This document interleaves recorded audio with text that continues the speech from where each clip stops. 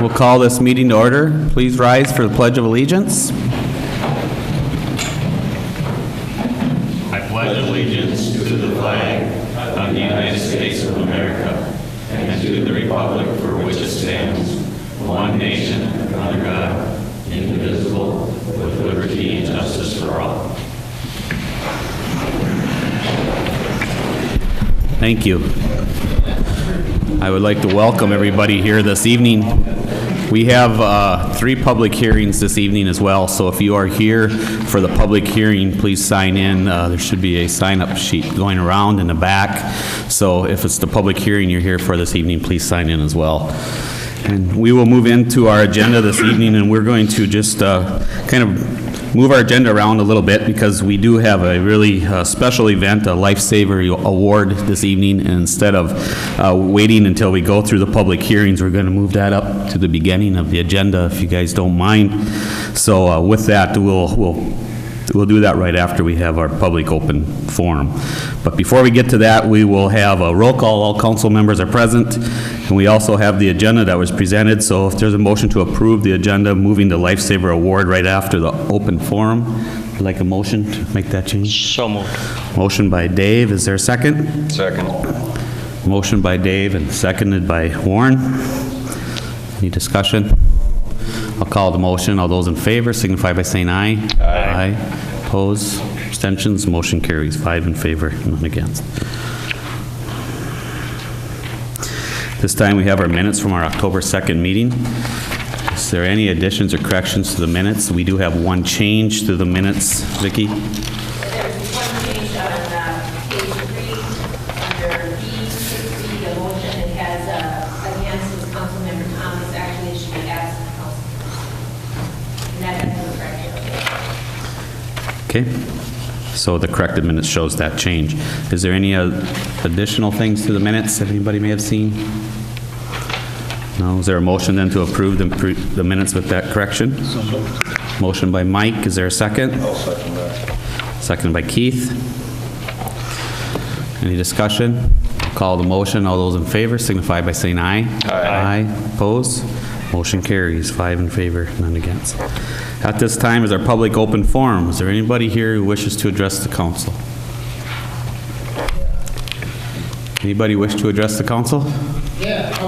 Okay, could you please stand to the mic, please, and state your name and address? Thank you. And Mike, I live in Oak Street. We'll be shutting down my driveway, my sewage system, and my water system. And when we go to park, we usually shut it down my driveway. Okay.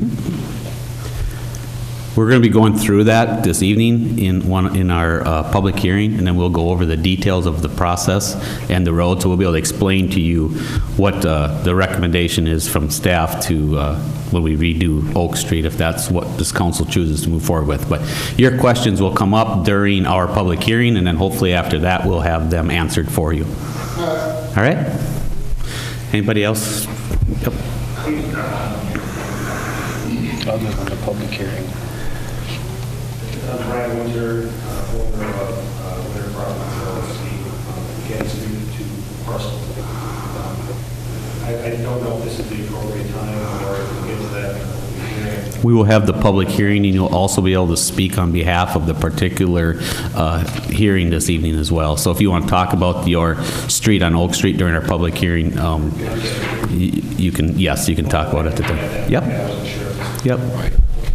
You bet. Anybody else wish to address the council? Any other questions? Hearing none, thank you. That's quite a coincidence. We're going to go right into the Lifesaver Award at this time. Kathy?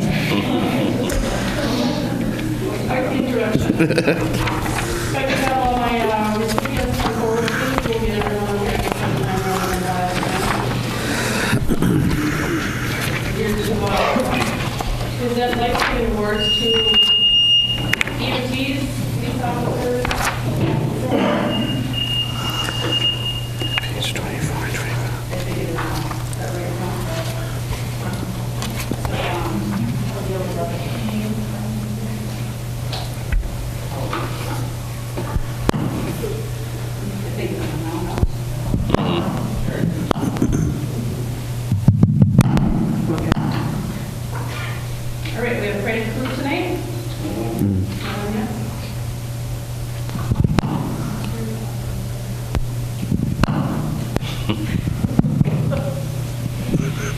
Test, test, test. Thank you. All right, we're here to get some awards for life-saving and pre-hospital settings. So, No. When your mic slides down into the holder, I think it's shutting it off, so make sure it's turned certain.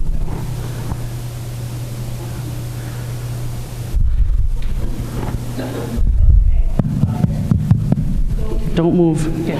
All right. All right. Thank you. All right, life-saving awards in the pre-hospital setting. So at 7:08 a.m. on September 3rd, 2013, a 911 call was made into the Stearns County Sheriff's Office Communication Center by Barb Pfeiffer, indicating her husband Phil was having a heart attack. The call was answered by dispatcher Deb Herron, who confirmed the address and then started paging for the ambulance. As Deb was paging, another dispatcher, Carla Oddie, took over the call with Barb. Carla was able to calm Barb down and instructed her to check her husband's breathing, and it was determined that he was not breathing. Carla then began to provide her with instructions on how to perform CPR. A neighbor, Dr. George Fortier, arrived on scene and continued CPR and assessing Phil's condition. Carla continued talking with Barb, calming her and reassuring her while getting updates to provide to responders. A few minutes later, Sauk Center Police Chief Brian Fredericks and State Patrol Officer Wyatt Rudenberg arrived on scene with the automatic external defibrillator. Brian and Wyatt assisted with CPR, and they were able to provide one shock with the AED just prior to the ambulance crew arriving on scene. The ambulance crew, EMTs Ron Hemsworth, Jamie Cole, and Nicole Westbrook, continued CPR and were able to provide 2 additional shocks with the AED while on scene, as well as establishing an airway and getting him onto a backboard. Once in the ambulance on the way to the hospital, 1 more shock was administered, at which time they had a return of a pulse. The pulse rate continued to rise from 30 beats per minute to 70 beats per minute as they were en route to the hospital. And the way I understand it, Jamie was giving an update to the hospital, and Ron was in the back saying, we got a pulse, 30 beats. We got a pulse, it's up to 40. Now it's up to 50. So it was pretty exhilarating for them. So once at Centracare Hospital, Phil was stabilized and was then airlifted to Centracare St. Cloud Hospital for specialized cardiac care. So we are very excited tonight. We have all the links in our American Heart Association chain of survival. So every link is here, the early access to 911, early CPR, early defibrillation, early transport to advanced care. So Tim, if I could have Tim, he's going to present the pins and the plaques for me. We have Carla Oddie, the 911 dispatcher, who stayed on the line with the victim's wife, providing CPR instruction, guidance, and reassurance. Thank you, Carla, for coming tonight. Dr. George Fortier, the neighbor, who arrived and provided CPR, maintaining the necessary blood flow needed to maintain life. Chief Brian Fredericks and Trooper Wyatt Rudenberg, continuing CPR and providing early defibrillation. And our Sauk Center EMTs, Jamie Cole, Ron Hemsworth, and Nicole Westbrook for CPR, defibrillation, and transport to advanced care. Thanks to these individuals using the teamwork and the American Heart Association chain of survival, another life was saved.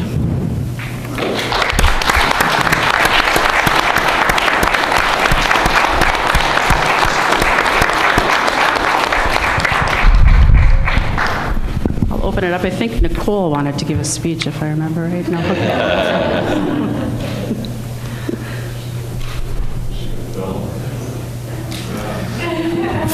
Phil for a picture, thank you.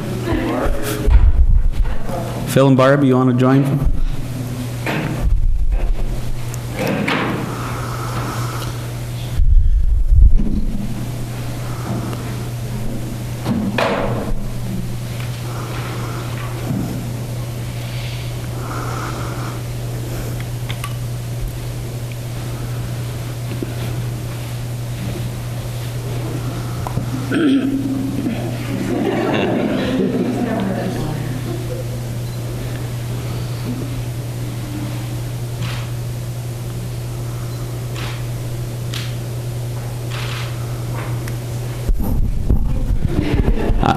On behalf of the City of Sauk Center, I just want to thank everybody that was involved in this life-saving event.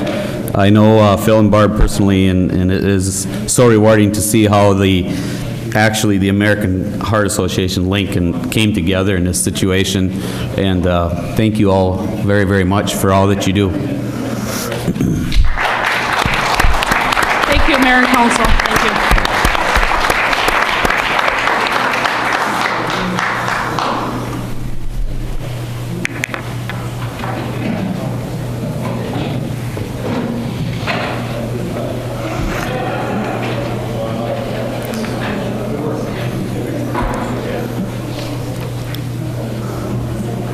We will go into our public forum, into our public hearings here in just a couple of minutes after everybody's had a chance to close the doors so they can visit in the back room.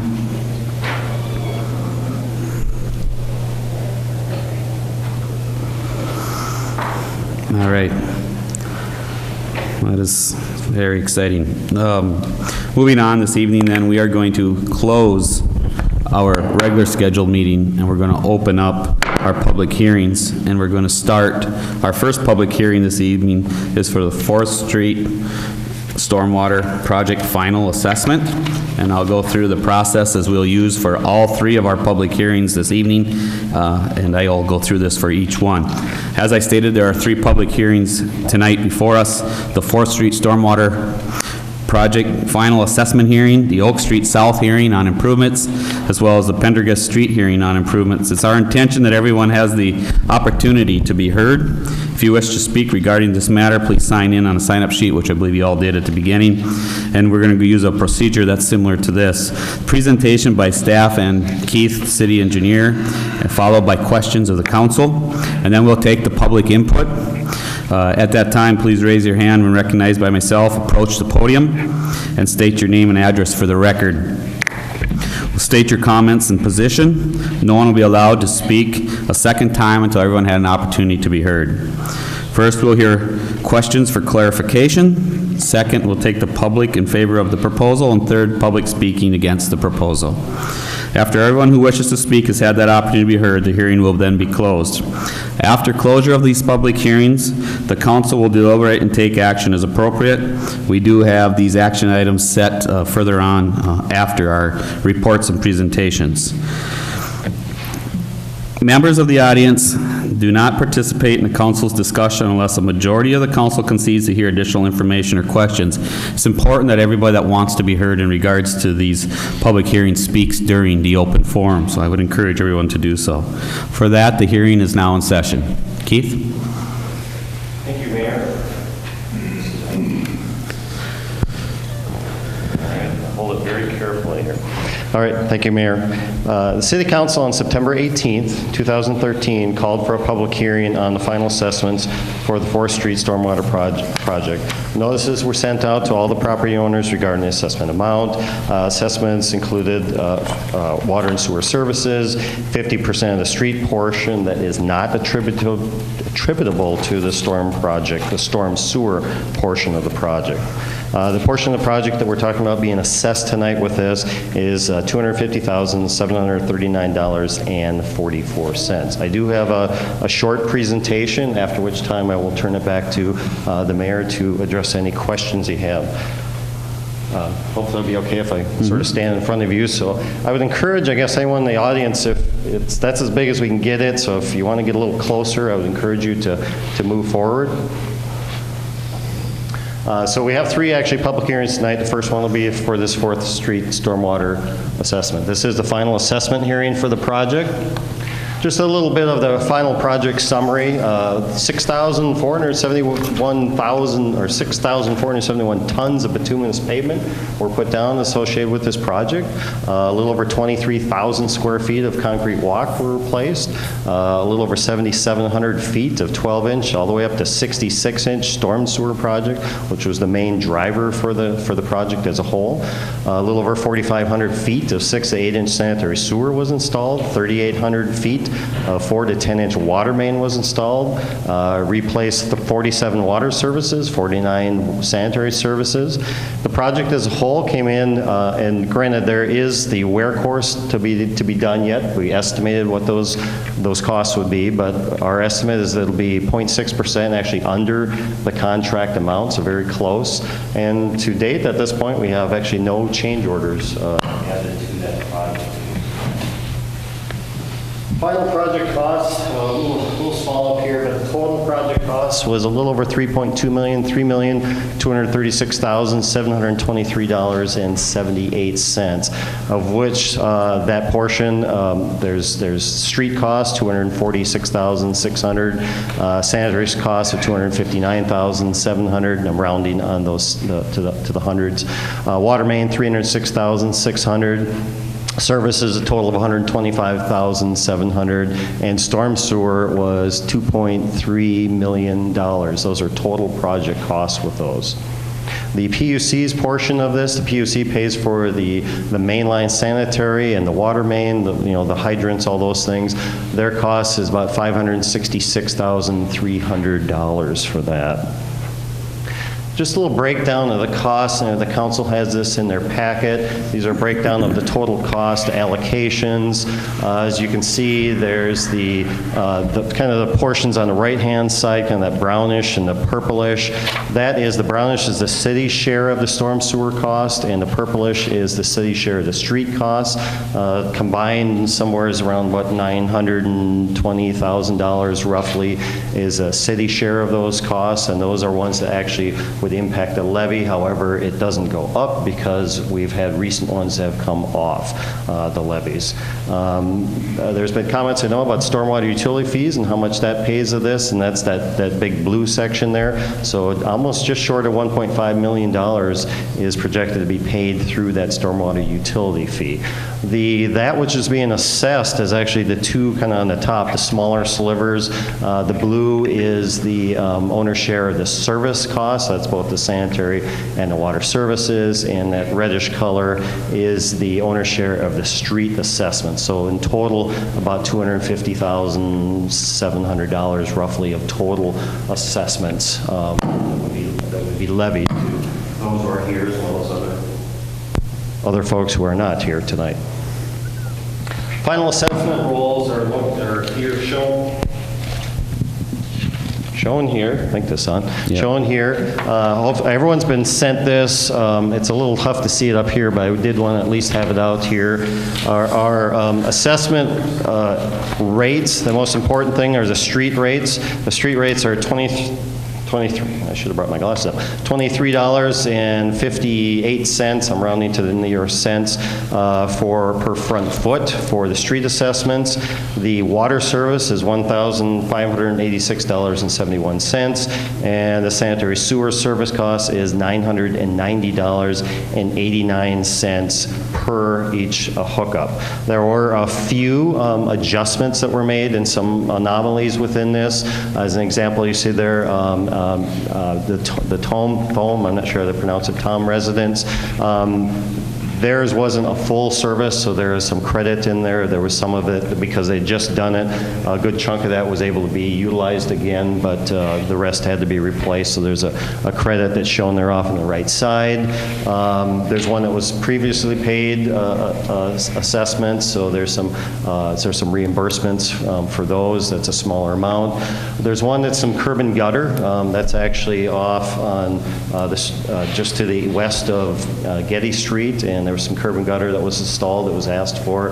That's a separate rate for that that's shown on this sheet here. There's also behind what was the old City Hall, a little bit of parking lot paving that is shown, and that is in addition to essentially the rest of the project. So there isn't anything but the paving and the aggregate base for that parking lot. So there's a few little anomalies within the assessment roll, but those are the reasons for those. So I just wanted to highlight those out for you. So the assessments, as they said, assessment totals are For the street costs are $125,474.87. For the water main is $75,970.47. And for sanitary sewer services, $49,293.96, for a total assessed amount of $250,739.30 that would be assessed. And with that, I will turn it back to the mayor for any clarifications from council. Is there any questions of staff, of council in regards to the Oak Street, 4th Street stormwater, I'm getting messed up, 4th Street stormwater project? None. Okay. Is there anybody from the public who wishes to speak on behalf of the 4th Street stormwater project final assessment? Please step up to the mic and state your name and address.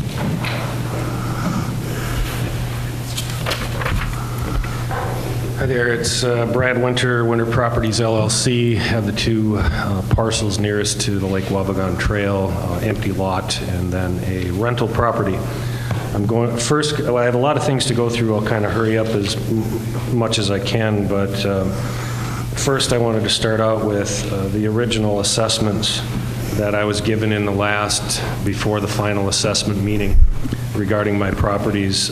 The one with the house and the garages came as an estimate of $7,280.11. The final assessment was 21% more than that, and it came in at $8,793.67. Then on the other property, which is essentially grass property, was estimated at $167.11. It came in at $2,777.66, which is 16 times the actual original estimate.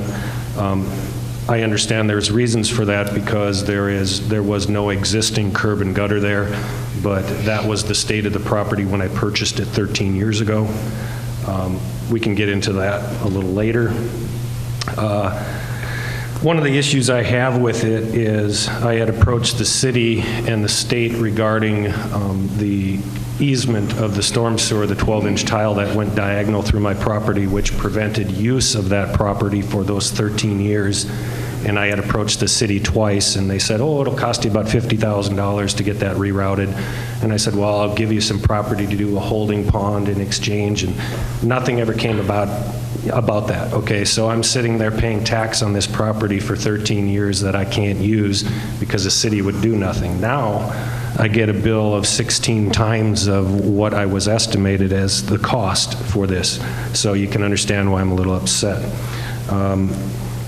Another item, I submitted my plan for sanitary and sewer and water systems to be applied, one to the garage and one to my open lot. I had approached Bonastro at the time, now Stantec, about this plan in the pre-final meeting for the assessment. Everything was understood. Prior to construction starting, I went and called again to make sure everything was understood. Yes, everything's understood. Well, I called the day before the construction was supposed to start because I had gone up to my property from the Twin Cities to check to see if it was staked properly or staked at all. It was not. So I made sure and called again the day of construction, and oh, wait, you know, what do you need done? So essentially, I took time out of my day, not only to come up here and check days before, but also to handle the issue of telling them what I needed done, maybe for the third or the fourth time. You know, I get paid hourly, contractor, so it's taking away from my customers and my time, so it costs me a lot of money, just like anybody else here would. So that's upsetting. Let's see. The other issue is I came up multiple times after everything was understood. I talked to Dan Salo, who was the project coordinator, many times in order to get done what I needed to get done right. We had an issue of curb and gutter being placed in front of one of the garage stalls and eliminating the replacement of the concrete, which would save the city money.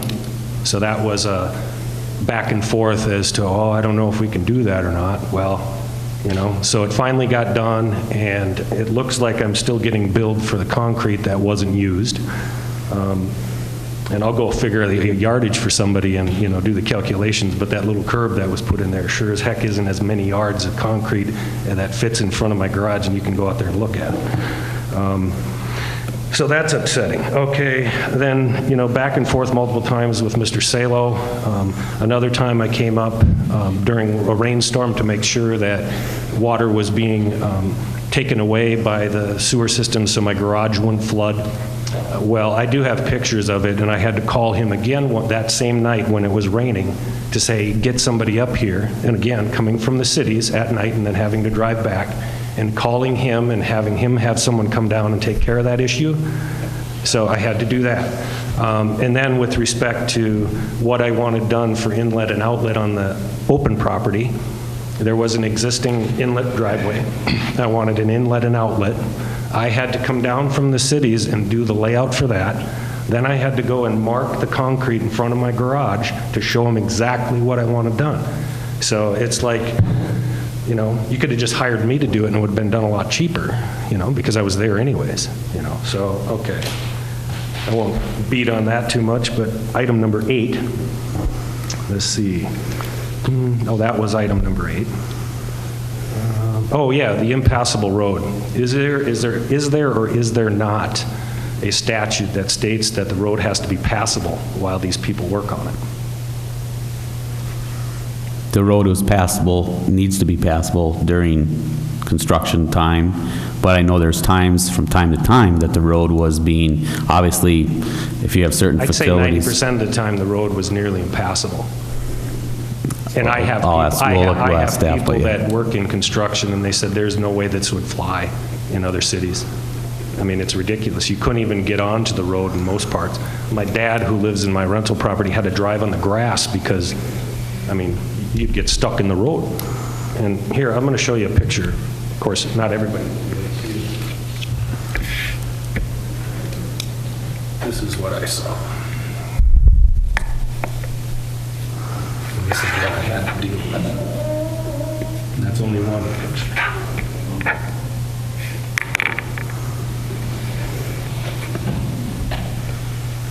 Could you show that to staff as well, please?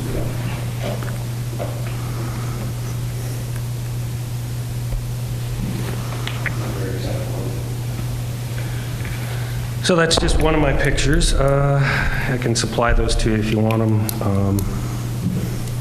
Yeah, so I'll move on, but other items, one of the other items is passable road. Address that. Second item is there not a statute that requires that if you have the opportunity in an open situation of the road, that the public utility company has to go and address overhead power lines? I mean, I'm just looking at an efficiency thing. You know, later if you come along and rip up the road and put the power lines in, it doesn't make any sense. So I had called Sauk Center Public Utility and said, you know, it's one pole, I'm at the end, can you just bury it along? No, can't do it. Wasn't in the plan. Well, isn't it a state statute that requires you to address that if you have the opportunity? I mean, it's a cost savings, if you will. So that's another issue. I'm just going to reiterate, you know, my time is money just like anybody else's. Without my assistance, and I would have come up and the concrete would have been poured, I would have made them rip it out again. And that would have been on the city. So that's just something I wanted to mention. And then in conclusion, I guess there's a few things, you know. I'll let you guys, the council, talk about the issues with my property, and I'm sure there's going to be other issues as well. But there are 2 properties along that line that are essentially paying 10% of the price of the whole project, which is ridiculous. And especially when there was no curb and gutter in a lot of places along that road, that we're going to be stuck with paying for that pavement, whereas, you know, 30 feet from the center of the Lake Wabagon Trail, I have no, that's still state access, if I'm not mistaken. The county rents it from the state, who rents it from the railroad, or however that works. So essentially, I'm paying for that as well. I don't think that's right. Then the other thing is I want to ask the council, what is Stantec's percentage take on the overall project now that the final assessment has been done? Is it 5%, 10%, 290, 230,000? And then also look at the fact that not only before this final assessment, but many assessments before, when the plans were drawn and redrawn again, maybe 3-4 times, that's 150,000 a pop to redraw these things. So how much money did they actually make in aggregate over the number of years working on this project, which could have essentially taken care of most of this project? So I'll conclude there, but I do expect to hear from either Brad, Warren, Keith, or some city council member that you guys are addressing this. Otherwise, you, the city council, the city, Stantec will be hearing from me and most likely others very soon. Thank you for your comments. Yep. Anybody else wish to be heard in regards to the 4th Street stormwater assessment final reading? Go ahead. Do you want to address those? No. Yeah, my name is Matt McCoy, and I own OEM Radio's building right there along it's on 6th Street, but it's got frontage along Getty Street. And I was just wondering, as far as, originally I was given the estimate back in July. I called in, and they said the total for the assessed amount would be around $7,000 to $8,000, and they were hoping to finish under budget. Well, as with anything with the government, I feel I've never seen anything done under budget. But as far as the $7,000 to $8,000 mark, I was cringing, but I was willing to accept it and just whatever, it was what it was. Well, I get my assessment bill. Like I said, my water ended up being out for over 3.5 weeks. I called them, and I called Dan Salo after a while because, and then he came out and addressed the issue. Well, it comes to find out that he had clipped my water line that he didn't realize was even there. It wasn't in their prints. And I had told him that there was a water main in there, like back when it used to be a co-op or whatever. There was a large water main that wasn't attached to a meter. And I told him, I'm like, you don't need to reconnect that. So that was taken out of the prints because that was like a 4-inch water main just for filling both tanks. And anyways, it comes down to numbers. I get my final assessment here, and it shows it goes from $8,000 back a couple months ago to $13,836. That's totally unacceptable. They ripped out concrete when they were trying to find the line. I told them, don't need to worry about putting that concrete back in, just throw grass in there. I don't care, I don't need that concrete. So they didn't have to re-concrete that at all. They just put gutter along there. They tore up a bunch out in front of my building.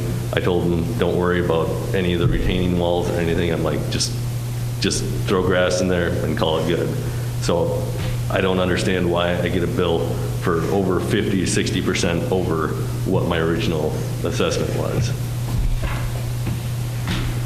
Okay. I guess, like I said, that's all I have for you, but I'm not too happy about this. Thank you. Anybody else wish to be heard in regards to the 4th Street project? Mm-hmm. Yep, and I'll ask for.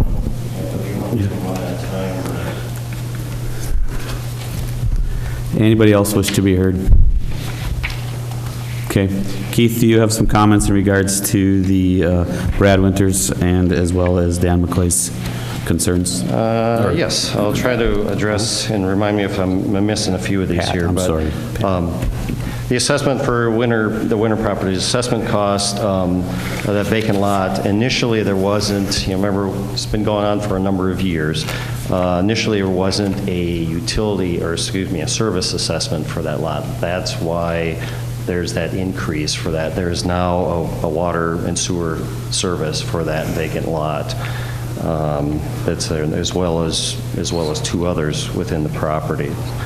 The driveway, initially, the plan was to change it as it currently sits. That was changed. The occupant wished to have that changed. We weren't aware of that until just before that took place, and we accommodated those taking place. Let's see here. What was the other? The drive, there's some issues about the condition of the road. That area in front of that stretch there, that kind of half block there, was unfortunately about the worst stretch of the roadway. There had subgrade issues through there, so there was a lot of work that had to be done. It was a soft spot. Most of the entire rest of the project was in good shape. That particular half block in through there was not a good. It was tough to work through there. You had to get it all cleaned up. Unfortunately, it's the time we were having some rainfalls through there, so that's what you're seeing in those pictures. They always have the contractor do their best to keep traffic through there all the time. Obviously, we can have traffic through there when they're actually digging through there. Those times are when it's closed. But at the end of every night, we always try to have everything, make sure it's drivable again. But when those types of things happen, sometimes it catches it. We try to do the best we can, but those things unfortunately do happen from time to time. But that's why it was a real bad spot through there. There's no statute that I'm aware of as it relates to that once we go through there that the utilities have to go underground. If there is such a thing that exists, I'm not aware of it. Obviously, the landowner checked with the PUC. They had no interest in putting lines underground. It's definitely more expensive to do it that way, and that's not something that we're wholesale doing as we do projects throughout the community. So, but in terms of a statute, I'm not aware of such a thing. There might have been a couple there, but we can go back to them as needed. OEM, water service, there's currently now 3 water services and 2 sewer services to that property. And there was only 1 initially, and that was at the owner's request to add those services to it. There should be 3 sanitary water, sanitary sewer. That's where it should be, not just 3 water and sewer. For his property. I request 1 extra.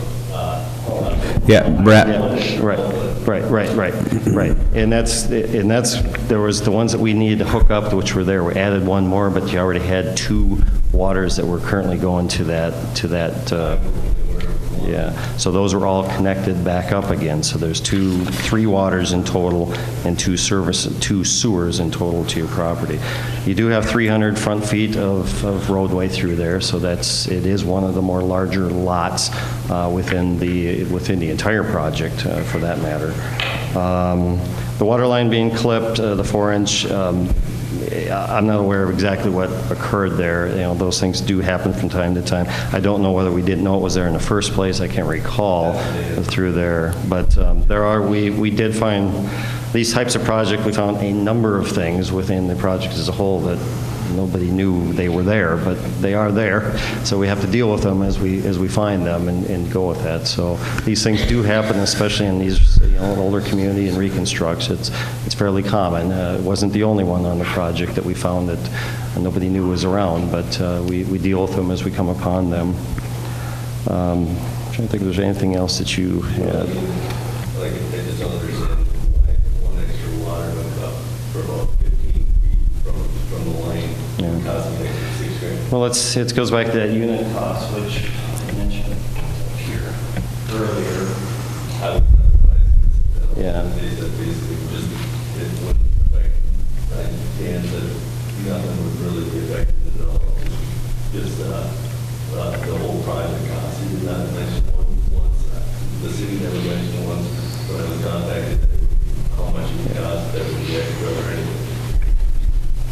Yeah, well, I'm not sure how those conversations went. Unfortunately, I wasn't part of those, so I can't speak to specifics, but, there is a rate, and we talked about that early, that there's so much for a sewer service, so much for water services. We always do on projects.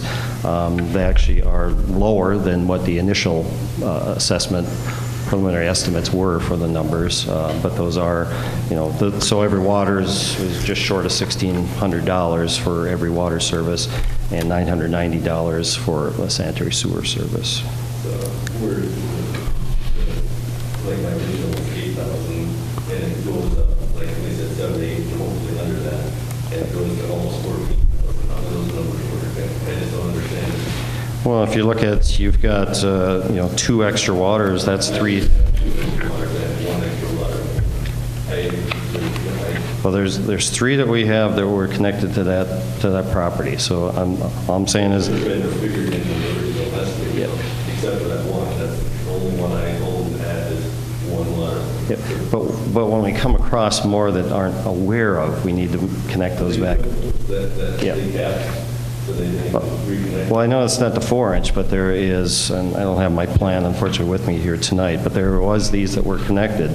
So, just alone, that's $3,000 just for the water services and another $1,000, so close to $4,000 in addition. And the street costs, the way the bids came in, the street costs from the original estimates, the street costs went up a little bit.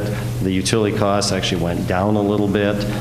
You unfortunately have a large front footage, so therefore that street portion went up from those original estimates, and that's based on how those dollars come in. But you know how long the street was to begin with, so you should have been able to get it right from the beginning. It's not that hard. It's how the bids come in. We don't bid the project. I bid like that, I lose every job. Well, we don't do the work. It's a contractor who's working. How much do you hold them accountable to? I mean, because they give you the bids. Correct. And that's what I'm saying. It's the cost that the contractor provided to the city in an open bidding process. Those numbers for the streets were a little higher than the original estimates. The utility costs were actually a little bit lower than the original estimates. So as the project, those are the original bids. So if you went ahead with their original bids and they were way over what you quoted us in the last meeting, then why didn't you say, hey? The project as a whole came in under the estimates for it. I was going to say, I just don't understand how one little water could be $6,000. I mean, I'm literally talking 10, 15 from right away, 5 feet right away. Yeah, plus it's all the line, but you're paying all the way to the center of the street. You're paying for all the way out to the water and the sewer lines. Keith, and if I could, Pat, just for clarification for the council, if there's, when the preliminary estimated project costs went out, the estimated project was based on 1 water line and 1 sewer line? Correct?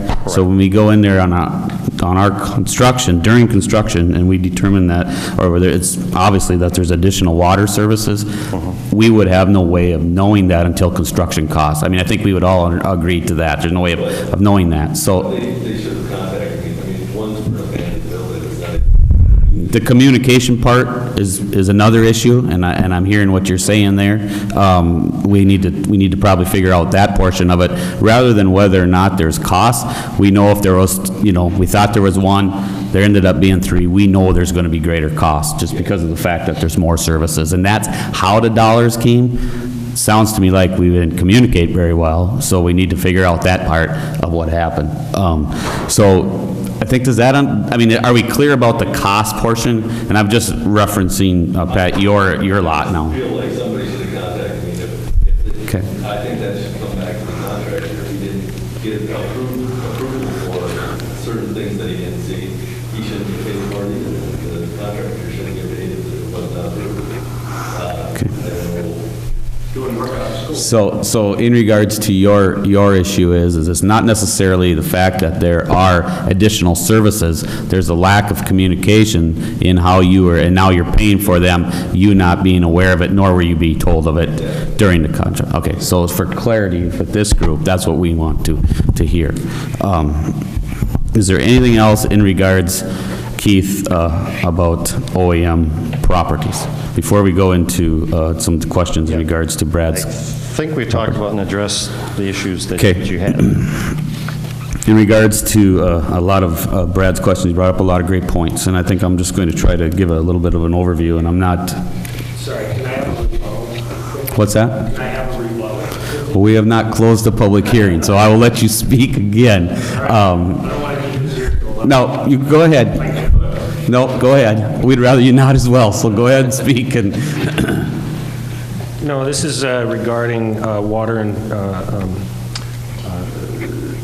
sewer, adding one to the empty lot, putting one in the garage. I had sent a PDF of a drawing of the actual scaled plat with, this is where I want the curb, this is where I want sanitary sewer and water, this is where I want sanitary sewer and water, and I sent that to Keith at Bonestro after the last council meeting. I'll go find the email.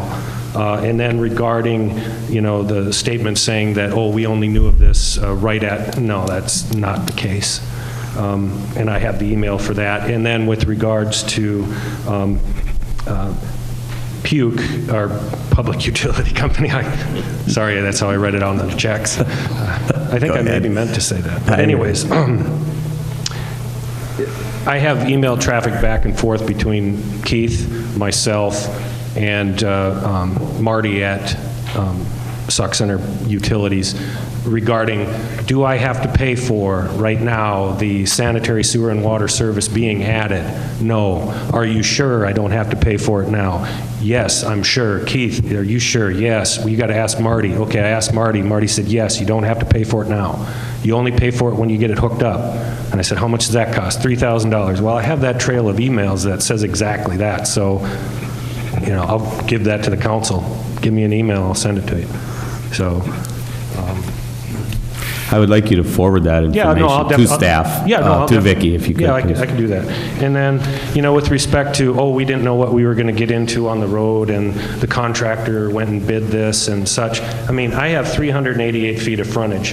If you can't walk that out with your feet or measure it, and that property starts 6 feet north of my garage to the Lake Wabagon Trail.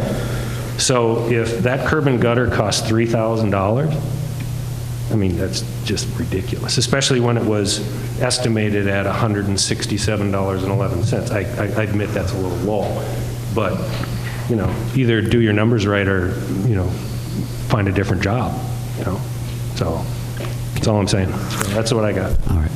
Thank you. Okay. So at this point, we're going to Keith, do you have any more comments? Yeah, and then I'm going to close the public hearing on Forest Street, and then we're going to move on. But I'm going to give anybody one more chance to speak, because as I stated, I think everybody that knows, either one of you want to speak, now is the time, because obviously when we close the public hearing, we go into our discussion with staff, and I know you're going to want to say some things and speak, because that's the way it usually always goes. Okay. So I would ask that you do it now during the public hearing. If there's any more comments that you want to be heard, I appreciate all of the input, and we'll have some good discussion, I'm sure, within the group here. Okay. Just to address a couple of comments that were made. The issue as it relates to the sewer service, that wasn't the service cost that we're being referred to. That's the SAC and WAC charges. You don't pay those until you actually make those connections. So that's what was being referred to there, not the actual service cost itself. And I know the parcel, the empty parcel, streetwise, that's only being assessed for it's like 8.5 feet roughly of lineal foot for that. So because it's a rectangular shape with the long side along Getty, so that's actually a side yard through there. So they would eventually get assessed one time when 7th Street is is redone in through there, that's when that property would actually get a larger street cost for that. Okay. Thank you. All right. We are going to actually close this public hearing if nobody else wishes to be heard. Does the council have any questions of staff in regards to the public hearing or the comments? No. Okay. That public hearing is closed. We are going to open the next public hearing, which is our Oak Street South hearing on improvements. Keith. Thank you, Mayor. This is the public hearing on the reconstruction of Oak Street. Oak Street, and this is from St. Clair Lewis up to Park Drive. It's a severely deteriorating roadway, at least in that first block in particular, as well as a lot of deterioration on the underground utilities as well. On that street, it's kind of just a sample picture. There's a mix of both commercial and residential within those blocks. Gives you a little example of some severe deterioration on that roadway. There's a lot of extensive patching that has been done over the years. The utilities have quite an extensive deterioration as well. Some of that has come out fairly recently, actually, even since our last informational meeting that we had here. The utilities did go in and camera all the utilities through there, and they're in pretty bad shape. In fact, in some areas they couldn't even get through. There was so much offset joints and ruts and things within the sanitary sewer that were in pretty poor shape at that point. Proposed improvements, this just for the audience, north is the right-hand side of the paper. St. Clair Lewis is the north-south, if you will, up and down on the left-hand side of the paper. The proposed improvements here are essentially a total reconstruct of that first block from St. Clair Lewis up to 2nd Street, and then a partial reconstruct for that next block. It's really only about a half a block long there. And that is because that northerly block, actually the curb and gutter is actually in fairly good shape through there. So the intent is to keep that as well, keep that curb and gutter through there, and just remove the pavement, reconstruct the utilities underneath it, and redo the roadway with the exception of the curb and gutter in that area. That's one of the areas to the north where the sanitary sewer couldn't even get through the line, televising. There was so much What part was problems that? with that. Where was that? What part was that? That was that northerly, that half block from north of 2nd Street was in really poor shape. Okay. They couldn't get through that. The total reconstruct on the south, that would include the water main, new sanitary service through there. There is currently only a 4-inch water main that runs down to the north of 2nd Street and then turns and goes west down 2nd Street. That's the only actual water main that's in the area. I'm going to get a little closer here so we point a little. There's some long services, in particular one that comes all the way from the intersection all the way back down to that northerly parcel, as well as to the parcel. This actually goes back to the American Legion through here. So there's some long service lines through here because there's water service lines and there's no water in through this street. The proposal actually is not to put water back into this, so we would be redoing long service lines through there, but they'd be upgraded. We'd use probably polyethylene for those because we don't have as much loss. They don't have all the joints, so you don't have to worry about leakage and those types of lines. If you want to, I can address your comments maybe when I'm done with this, if you wouldn't mind. That would probably be easiest. This would be a reconstruct, once again, new water main all the way through here up, new sanitary sewer, 8-inch sanitary sewer, as well as a storm sewer, run a storm sewer down and into the parking lot. Currently, it drains out of this parking lot, kind of just across underneath the sidewalk, just with what's called a trench drain. It just dumps out onto the curb and runs down. That doesn't function really well with that kind of thing, freeze, thaw, those kinds of things. It just gets plugged up and doesn't doesn't run very well. It usually runs a little bit better during spring times, but it would be proposed to go down and run storm sewer to pick that up. All new utility services for all of the parcels that are along through here. New roadway, including curb and gutter through here, as well as the sidewalk in this first block, that southerly block. So those are the general improvements that are proposed for this project. Estimated project costs are here. The sanitary sewer is $55,857, and that would be a PUC cost. Water main, $42,086.70, and that once again would be a PUC cost. Storm sewer is a little over $32,400. That would be split by our current policies. For $16,200, it would be a city cost, and the remainder of that would be accessible to the adjoining properties. Services are estimated at $29,880. Those would be fully accessible on a unit basis to each of those parcels. Streets are $174,200. That would be split once again 50-50 with city costs and accessible costs, $87,100 roughly each for those. For a total project cost of $334,455.99, city costs of $103,300, PUC costs of just short of $100,097,900, and accessible costs of $133,196.53. Once again, these are estimated costs at this point in time. I do have preliminary assessment summaries, and for the important things would be with the storm sewer, that would be cost, which is at 21 cents a square foot for those. Sanitary service would be $1,242. Water service, $1,745.76. Once again, the street cost on the front foot is $75.74 are the preliminary assessment summaries. I do have preliminary assessments for the parcels that adjoin that. I'm not going to go through those in detail. If there's anyone here who will get the questions, we go through the individuals. But in general, those assessments, as you can see, are about $8,400. There's one that's a fairly large parcel. It's a little over $14,000. But they kind of generally go from that $8,400 range up to that, I guess the biggest one there is $16,000. So those are the general total assessments that we have.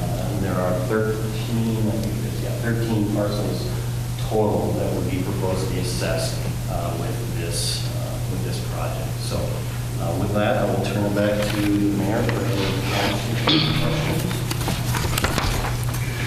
All right, is there any questions of council in regards to staff or to Keith this time?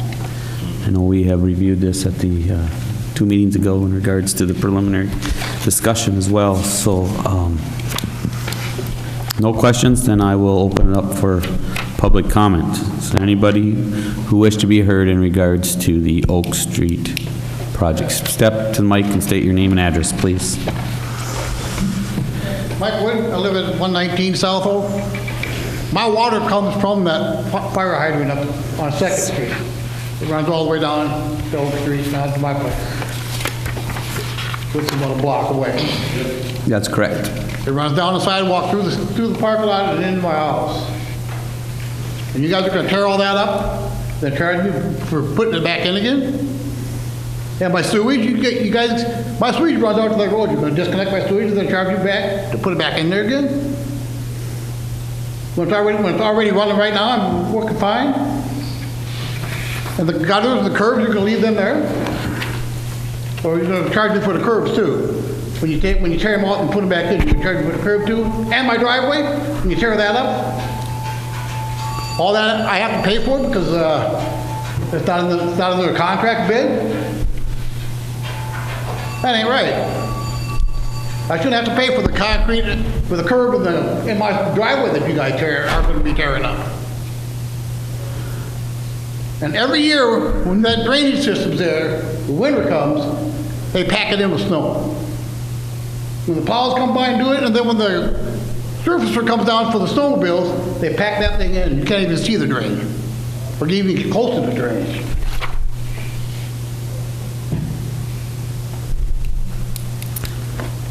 say it doesn't work, but you pack it in the snow every winter.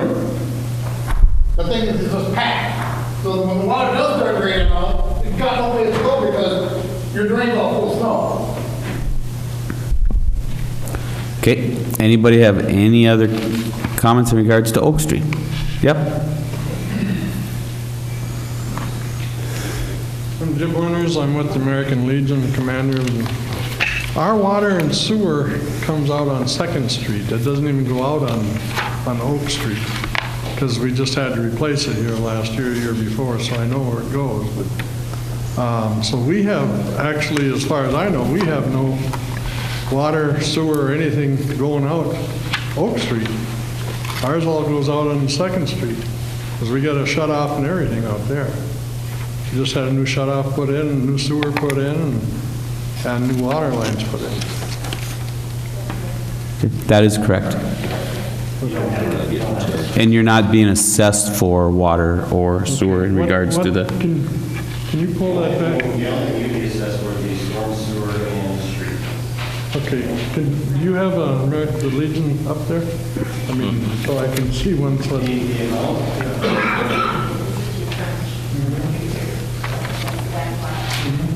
And your assessment is for 66 feet of frontage, and the length of lot is at $75. And then you have 8,700 square feet for the storm sewer.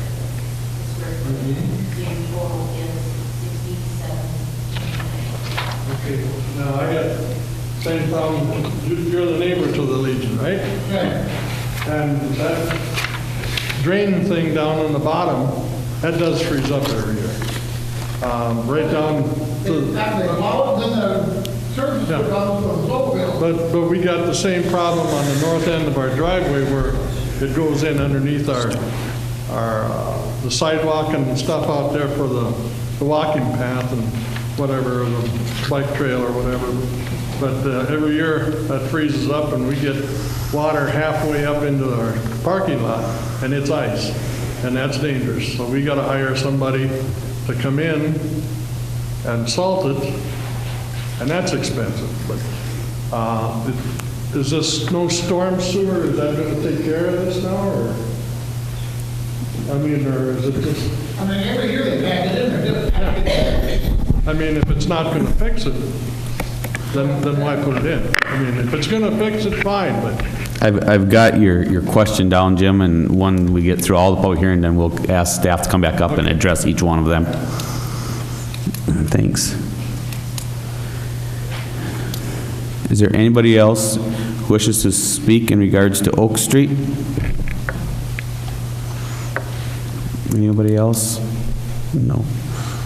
Okay, staff, do you want to, Keith, you want to talk about the stormwater freeze up, and then also about Mike's questions, concerns? Yeah, first of all, the services on Mr. Wood's property, the services are old in through there, so all services are looking to be replaced. Most of those are galvanized through there, so that is something that we don't want.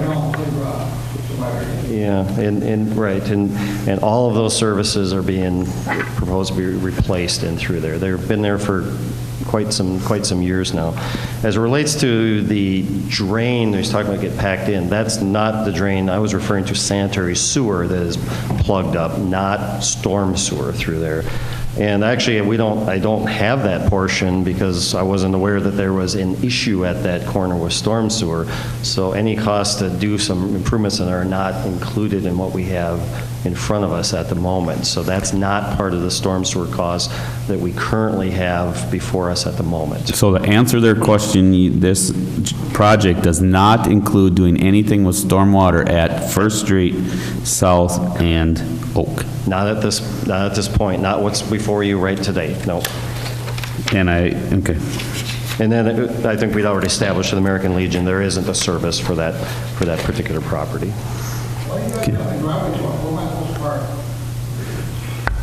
Well, when we go through, I can address, usually when I go through just in general construction, we go through, when they're digging past your property, at that point in time, we always ask you to be able to park on the side street for the time being while they're going through.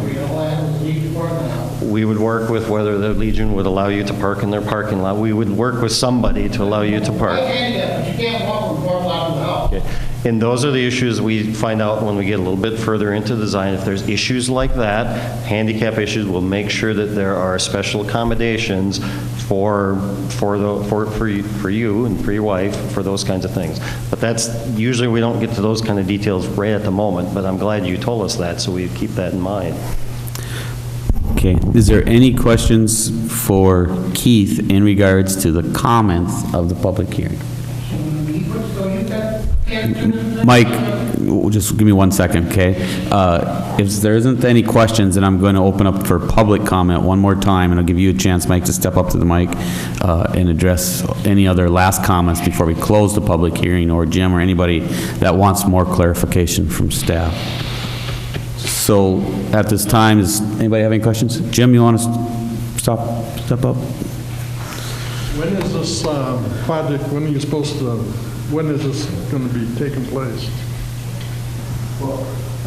First of all, the council tonight will have to decide, it doesn't necessarily even have to be tonight, whether the council wishes to move forward with the project or not. This doesn't mean that this project will move forward at all at this point in time. It's being discussed. The council will make that decision, whether it's tonight or sometime within up to a 6-month period from now is where the council will make a decision on it. So it may stop right here tonight. This may be all you hear about it for a while. So I don't know. A project of this size would only take a couple of months to get completed. Which, well, that was a much larger project. If you're talking about the one that just got completed down here, a much larger. This is only a block and a half long, so it's not a substantial size project.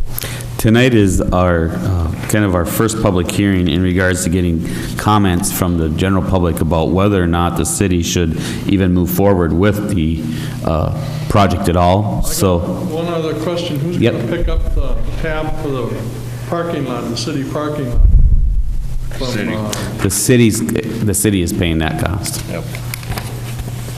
Yep, and that particular parking lot cost is $12,000 preliminary, $12,868 bucks.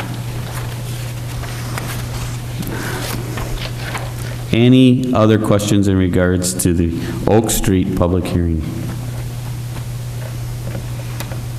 Hearing none, I'm going to close the public hearing in regards to Oak Street.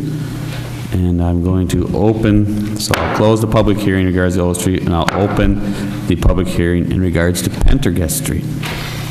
Okay, last but not least, this is a public hearing for Pendergast Street reconstruction. This is an upgrade of an existing gravel roadway located on the west side of town, and upgrading that to an urban standard street. The project includes, essentially now is a gravel roadway. If you don't mind, I'm going to try to stand over here again.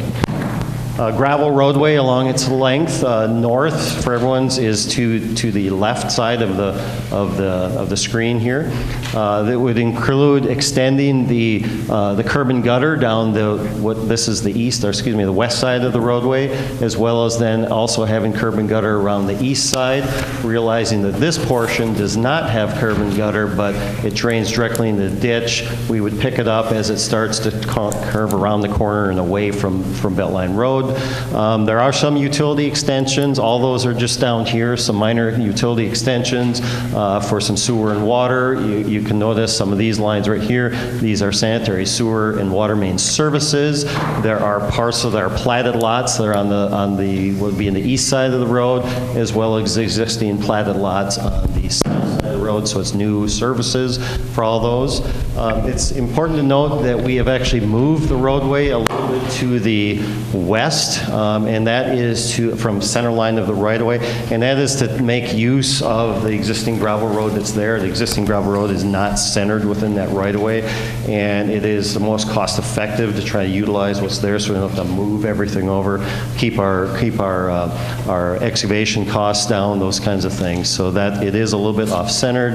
There are some driveway approaches. There's some storm sewer through here. We do have a small infiltration basins on both sides of the road.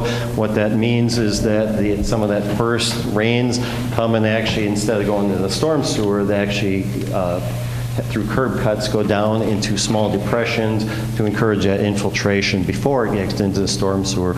We'd also have another small ponding area on that east side as well, where that discharge is, and that once again is to encourage infiltration before it then discharges into Beltline's ditch. This down here shows a profile of the roadway. You can see there is a dip down in the center, and that's where that storm sewer is located. So those in general are the improvements proposed for this project. The assessment summary, and this once again looks at a 50-50 split of the streets and the costs, which includes the curb and gutter. Make a point that there's a note at the bottom there that the Conan parcels, which are those that are on the east side of the road, are assessed at 100% per an existing developer's agreement. So that's the difference between this, just to keep that straight. The total project cost over there in the bottom left, $181,832.78 is the preliminary estimates. $11,400 approximately, I'll round to the 100 for the sanitary sewer. Water main, $7,100. Storm sewer, $15,000 or $16,000. Services, $20,800. Streets, $126,700 for that total of $181,800. Assessment costs for storm sewer are $15,950. Services, $20,784. Streets, $87,500. City costs, $39,153.55. The difference, remember, because it's not half and half, is because there are parcels that are 100% assessed. And then you'll see the PUC costs on the far right for a total of $18,400 for the PUC costs. These are the assessment rolls. You'll see the street. This is a narrower than normal street. We've kept that to try to keep the costs down through here. It's a 32-foot street. It's not a really highly traveled road, so that was some discussion early on, so it was made a little bit smaller than normal, but it does have curb and gutter on it. That's $49.82 a front foot. The curb and gutter costs $8.71 per front foot.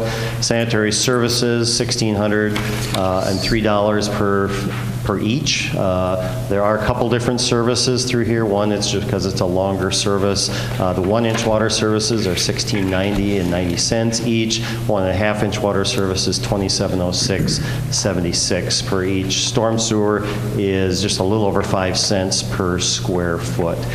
There are all the assessments listed here.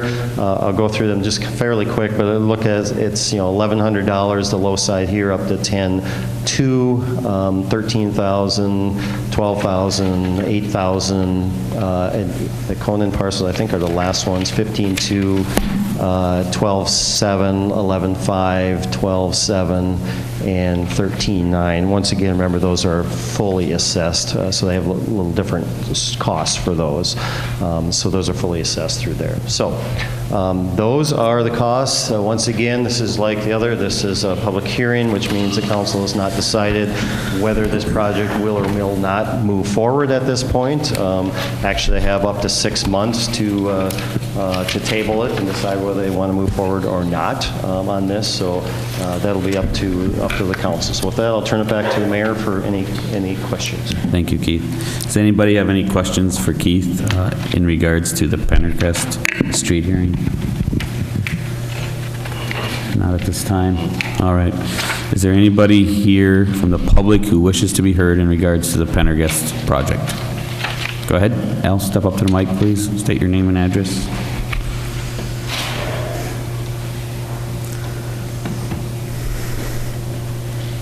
I'd like to see that picture again where, what are your plans with that water runoff now?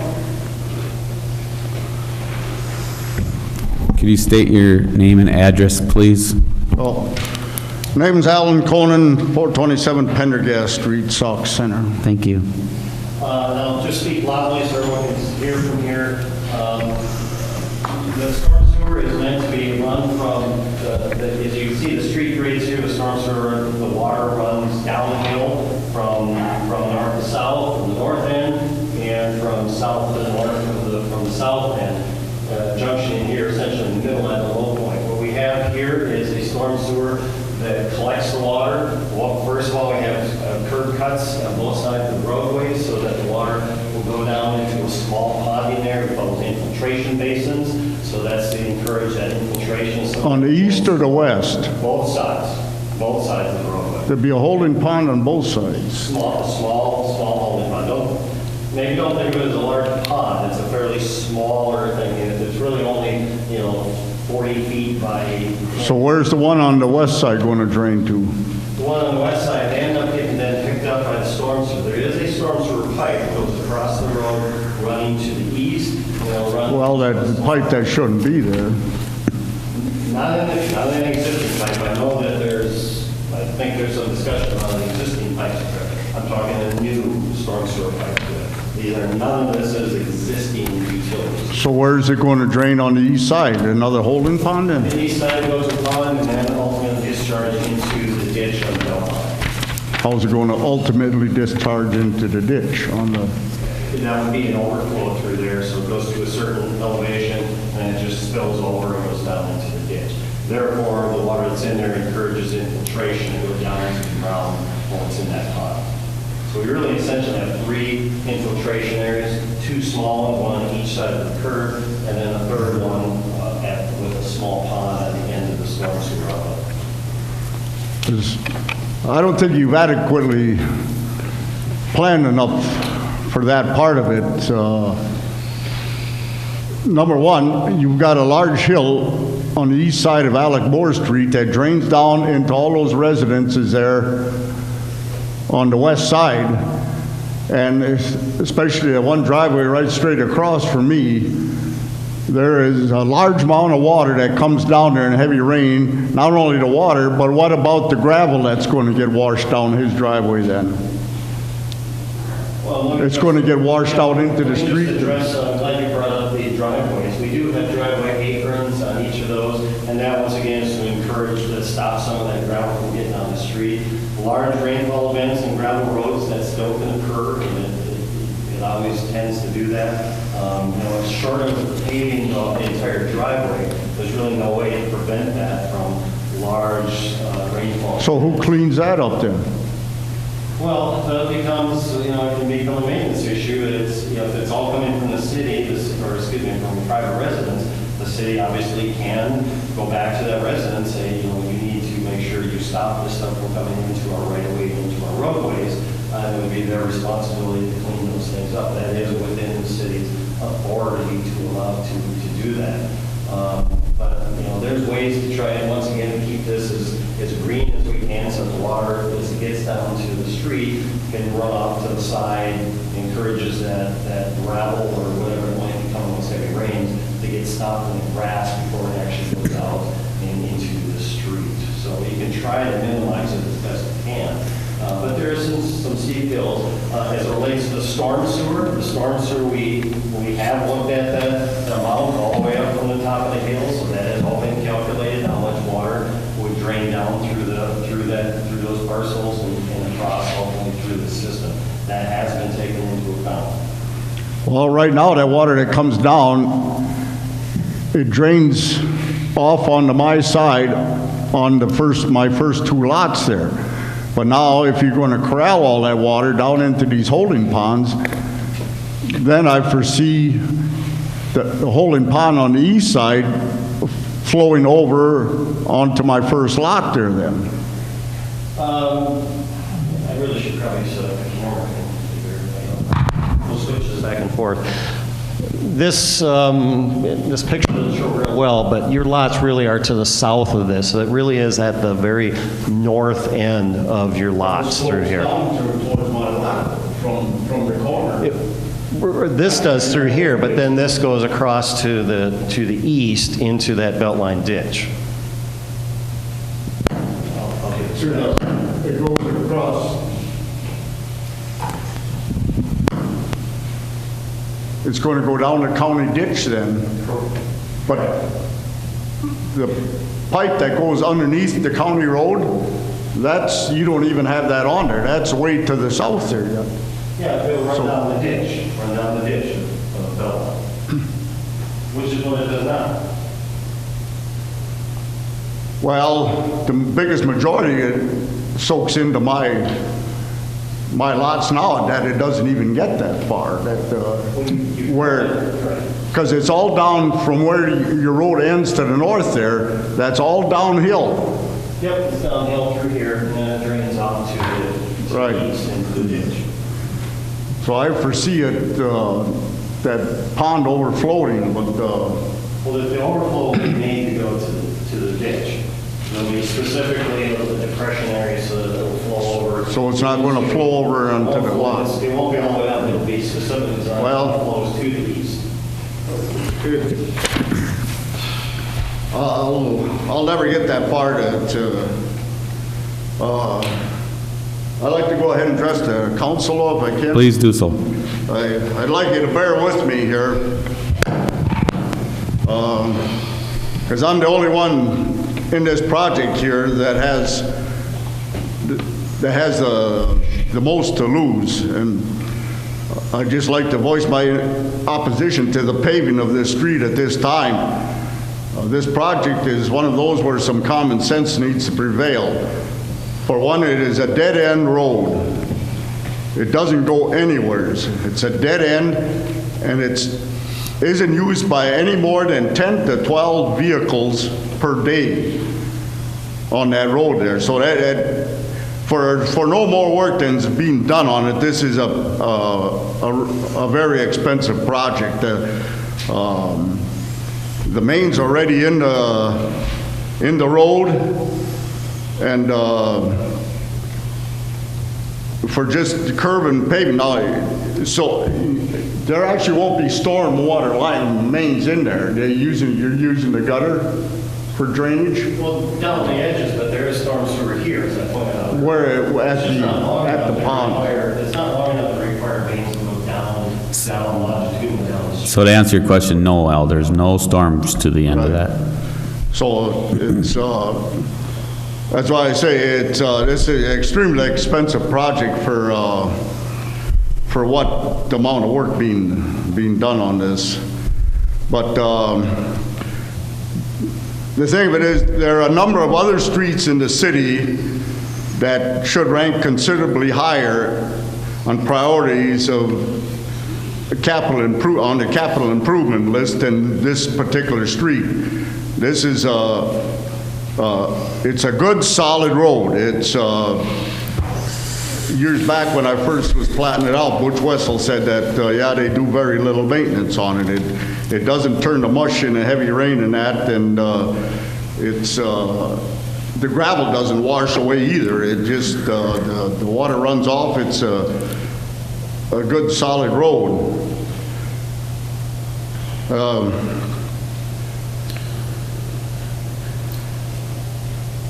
And it's an expensive project for the small amount of work being done. Expensive not only to the adjoining property, adjacent property owners there, but to the city taxpayers as well. That I can, yeah, it'd be nice to have a paved road. I understand the city one eventually someday paving the road there, but it's, I think it should be on a priority basis. There are other streets where I don't know how many loads of class 5 they put on the street that having a heavy rain, it washes down into the manholes, and so then the city's got to clean it out, the catch basin, so the city's got to clean it out there. And so I'm still not satisfied with the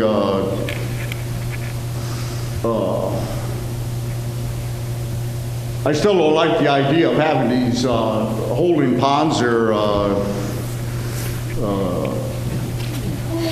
on both sides of the street. And in fact, I would think if the party was here that lives on the west side there, that the vacant lot, that they'd be upset about that too. But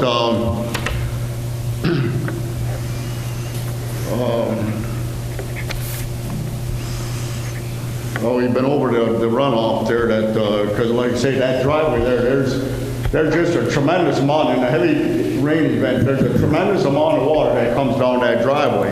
And right now, the gravel that washes down blends in with the gravel on the road. But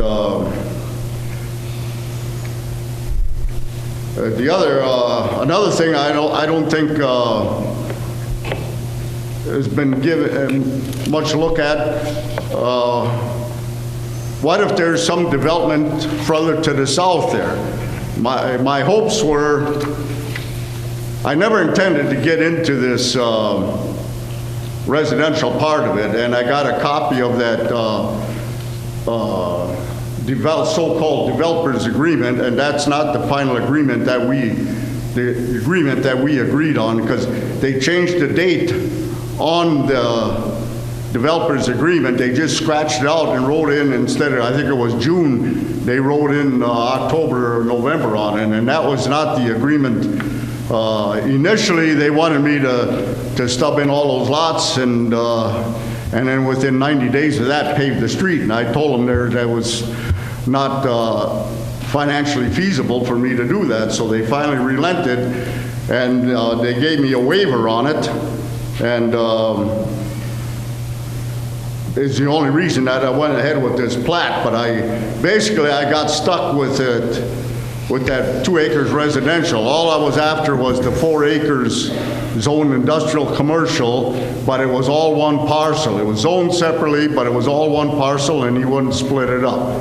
So I got stuck with those 2 acres, and I tried for a number of years, first to sell it, the 2 acres as one chunk, and then because that's what kept me from, I was intended to use that money to build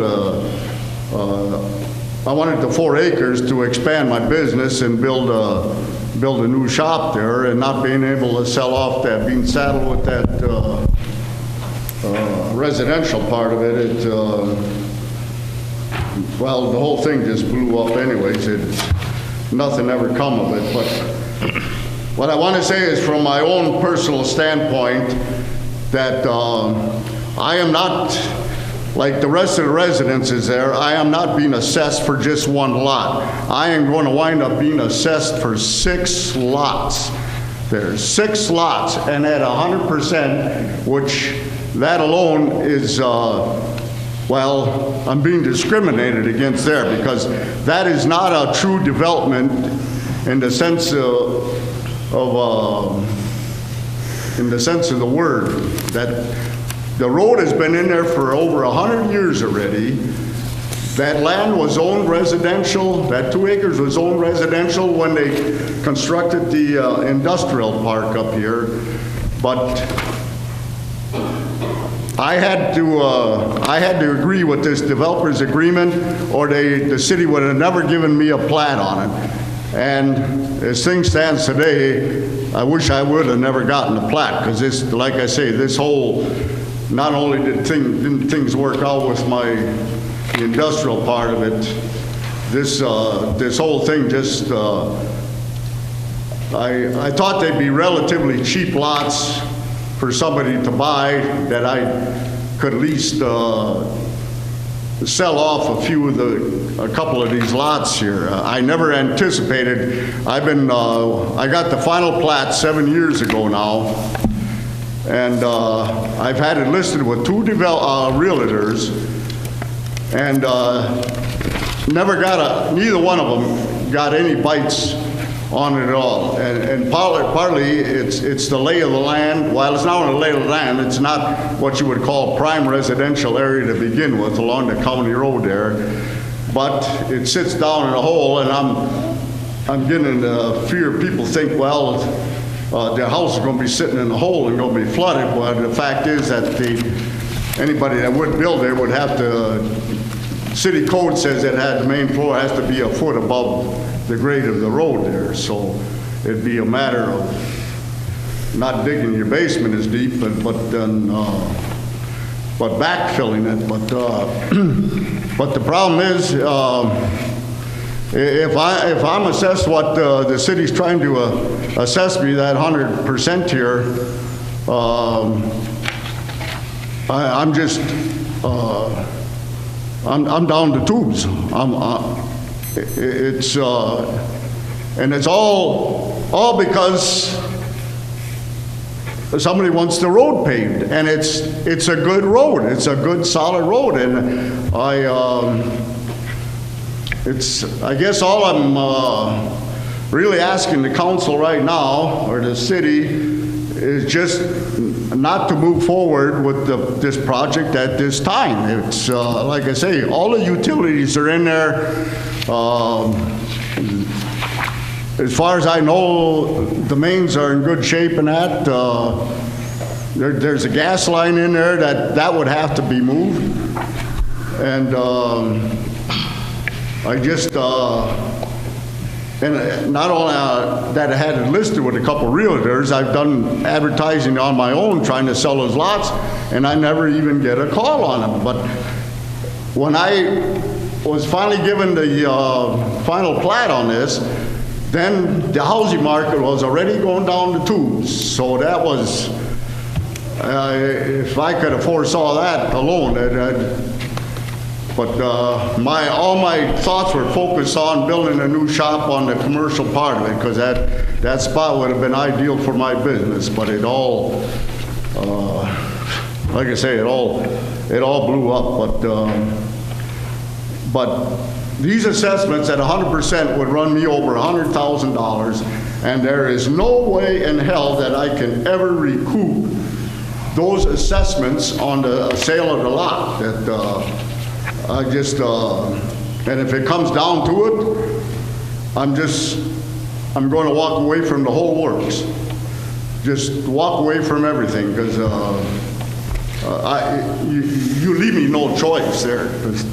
Because it's, I'm down, the first realtor I had them listed with, they had it priced between like $14,500 and $17,500.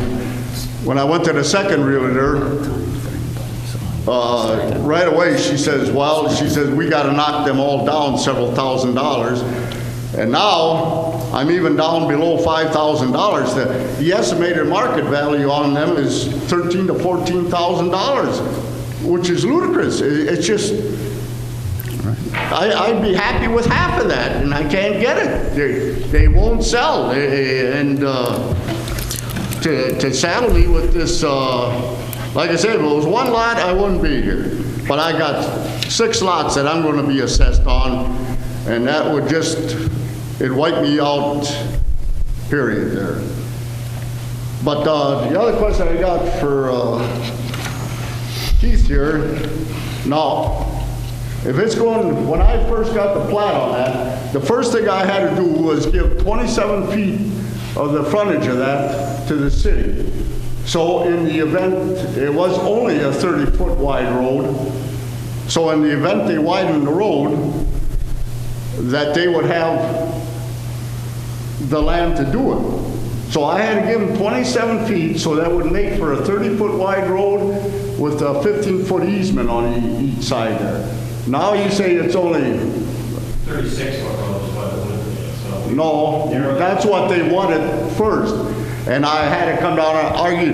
This thing has been a joke from the word go there. That, if I hadn't wanted that commercial land so bad, I should have bailed out of it. This is the first time I've ever been involved in anything like this. And boy, I'll tell you one thing, no matter what this cost me, I learned a darn expensive lesson that I don't care if I ever won the lottery, I would never get into another development. It's just been a joke from the word go. The city's had me running in circles, and that's why I finally signed that developer's agreement in order that I could proceed and try to sell those lots there. So all I'm asking the city right now is just, I've got no qualms about, I'm just asking for a little more time to try and do something with these lots that, like I say, there are other roads in town that should be higher on the, have a higher priority on the list of redoing something, but I still challenge this issue that this was not a new development. That land was there, that road has been there for 100 years, And it's not like I just went into a cornfield and platted all this out and put a road in. That'd be a whole different ballgame there from what I got here. But I'm just asking the council to not move forward at this time, and asking for, you know, say a year to 3 years to give me a little more chance to come up to try and do something here. Because like I say, it's not like I haven't been trying to sell it. It's the only good thing that came of that was that we built our own house there after living in a trailer court for 29 years. But that's the only good part of it. But, so I thank you. Thank you.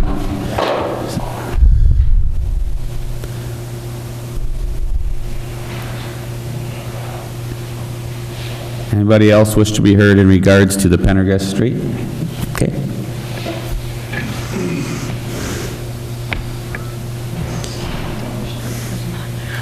I'm Deanne Mortz. My husband's Rick Mortz. We own the lot that he was talking about, the vacant lot across from, kitty corner across from his house, but across from his empty lots. My question is on the pond that you have. Do you know exactly where that fits on our lot right now? Is it by the driveway? Is it kind of situated at? And if it's 10 by 40, is it going to be like rocked or something so that it really soaks the water in, or how is that going to be? So No, not normally. And I probably shouldn't use the word pond because it makes you look like this big thing and big deep thing with full water. There's no water going to be in it. I would really call it more like a depressed, just kind of a ditch essentially. So it's going to be grass kind of a swale. Normally, what we do in those kinds of things, we actually can put landscape, usually like wood chip type stuff in there, plantings in there, those kinds of things. So it actually becomes more of a garden. We call them rain gardens typically. So those are what we do. So it doesn't look like a kind of a normal pond, if you will, at all. And there's no water that's held in there at all. Just in, so you got good soil there, it's nice sandy soil. So it infiltrates a lot. okay. I don't have the exact lot lines of this We were at driveway here. 410, I believe that's. Yeah, this is a little harder to see. I think it's here. So it's just south of your driveway. That's probably about 30 feet maybe roughly south of your driveway. Okay, so it's kind of in between where our trees and stuff are at right now. And how far is the road going to be moved over to the west? Moved over to the rest. I think it's about 7 feet. It's still west of center line, moving East. yes. That's right. It's not going to impact to the west of your current, the way the road sits today. Okay. It's going to go actually to the east, Side. but west of center line, as Vicki stated, because of the right-of-way through there. Okay, now I understand. And Still not center, but yeah. And if I can speak on behalf of Angel's Landing, which is 420 Pendergast Street, which my husband is 1/7 owner of, because that was his parents' house. That's the driveway in which Al is speaking about that, runs off so terribly into his place. That house was established there several years, and that lot and those buildings were there long before Al put his house there and bought those lots. So we shouldn't be at fault if he's complaining about water runoff, because when he built, should have seen and bought those lots, should have seen that there's a hill back there and gravity's going to pull it down. So, and as from what I understand, if there's curb and gutter and it's tarred and you're going to tar part of the apron of the driveway, and from what I understand, if the family still owns that property because it's up for sale now, they feel they're going to tar the rest of the driveway up. And that's a well-established driveway. It's just the side ends that crumble a little bit and stuff like this. So I think it would be an improvement for him not getting so much gravel and et cetera runoff into his property. So I'm for the project, my husband and I believe his family's for the project because we want to build there someday, and we'll already have our part of our driveway, and we'll have sewer and storm sewer and stuff like this there for us, and it would bring up the property values because they have gone down because of the economy. But once we build or something, things are going to go better, and it'll look better. So, thank you. Anybody else wish to be heard in regards to the Pendergast Street project? Just let me see if anybody else for the first time, Al, please. Anybody else wish to be heard on the Pendergast project for the... It's none? Before I have you, Al, come up and speak, does staff have any questions for Keith in regards to the comments on Pendergast at this time? Or for any of the folks that have spoken?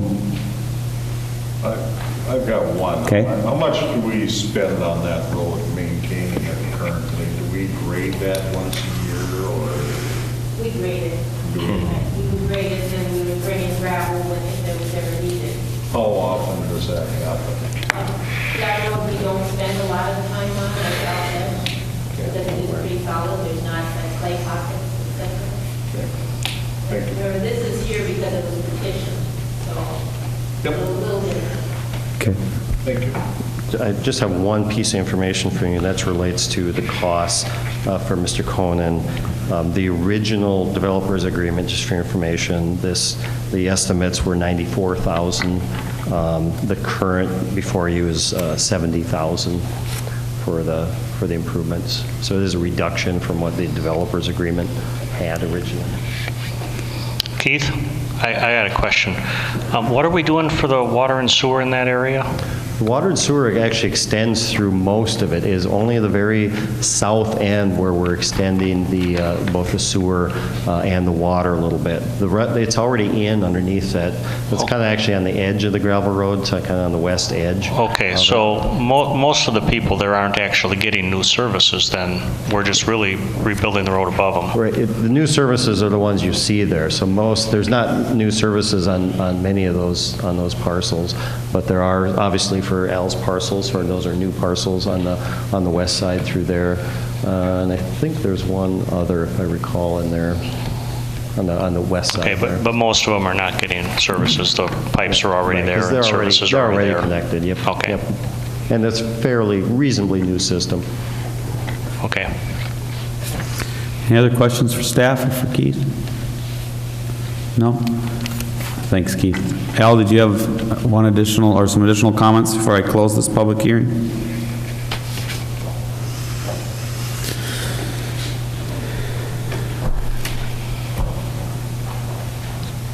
Yeah, that's one of the things I wanted to comment on what Mr. Thomas brought up there. Now according to your plans there, you'd be extending sanitary and water down to the very end of Pendergast Street, which is going to serve nobody. And that's what the thing I'm saying. What about now to the west of my 4-acre industrial lot there? Meyer owns that property. They were trying to develop that several years ago, and then I don't know, they just dropped it there. But so anyways, they've still got that development in mind there anyways, and it could go down, well, even if somebody, in fact, my 4 acres I got up for sale right now too. I'm just, like I say, nothing has worked out, so I just got to start getting rid of this stuff. But if somebody bought that, it would all depend where they wanted to put a building up, because even when I built one, I had the option of either going down the west, the tree line there, or, well, actually the tree line is all on Meyer's property. I could either go down the west lot line or go down the north lot line. Now, when I signed that developer's agreement, I had to give the city 33 feet, a 33-foot easement there to run the utilities down there. The lot number 5 runs parallel right alongside the county road there. And that's the worst lot of the whole works there. There's no doubt in my mind that I would never be able to sell that one, nor would anybody be building on that lot there. So I think that's what you had in the plans there. You had me assessed for that easement lot, running that down. I think those lots are 90 feet deep. Yeah. And so I'm getting assessed for that to run the water all the way down there. For what? It just, it's not going to go anywhere. And it's the same way if further even south of Myers property there. If that, I'm sure that'd be a long time in the future, but what's the point of extending it all the way to Pendergast Street when it's not going to serve anybody? It's just, it's my feelings, just leave well enough alone. One of the famous sayings I always heard here before, if it ain't broke, don't fix it. Well, that's just exactly what you got here. There's, it's not going to accomplish anything. It's,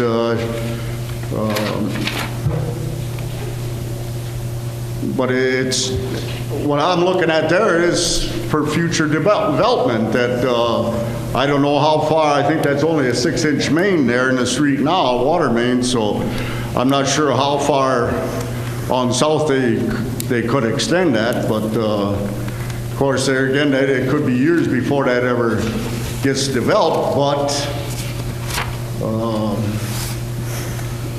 it's kind of the same token why here they only pave. In fact, the north end of Pendergast Street, that's the tarred section there, that is a rougher piece of road there than what the gravel road is. There are at least 12 cracks clear across the road where the pavement is split there. And it's rougher driving down that part of it than it is on the gravel road. So what are you going to accomplish? If you're going to do anything, then do the whole thing there. It's just, the point of it is, it's just something that should not be high on your CIP priorities there. I can understand it getting done someday, but just not right now. Thank you.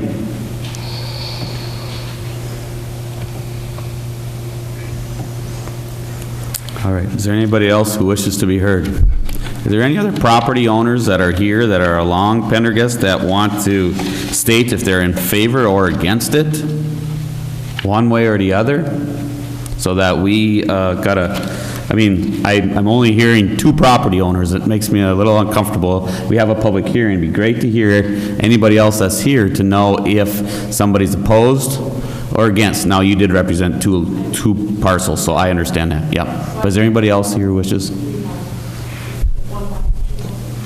Okay. Is that 3 separate parcels in regards to the way this is broken down in lots? When I look at the assessment structure.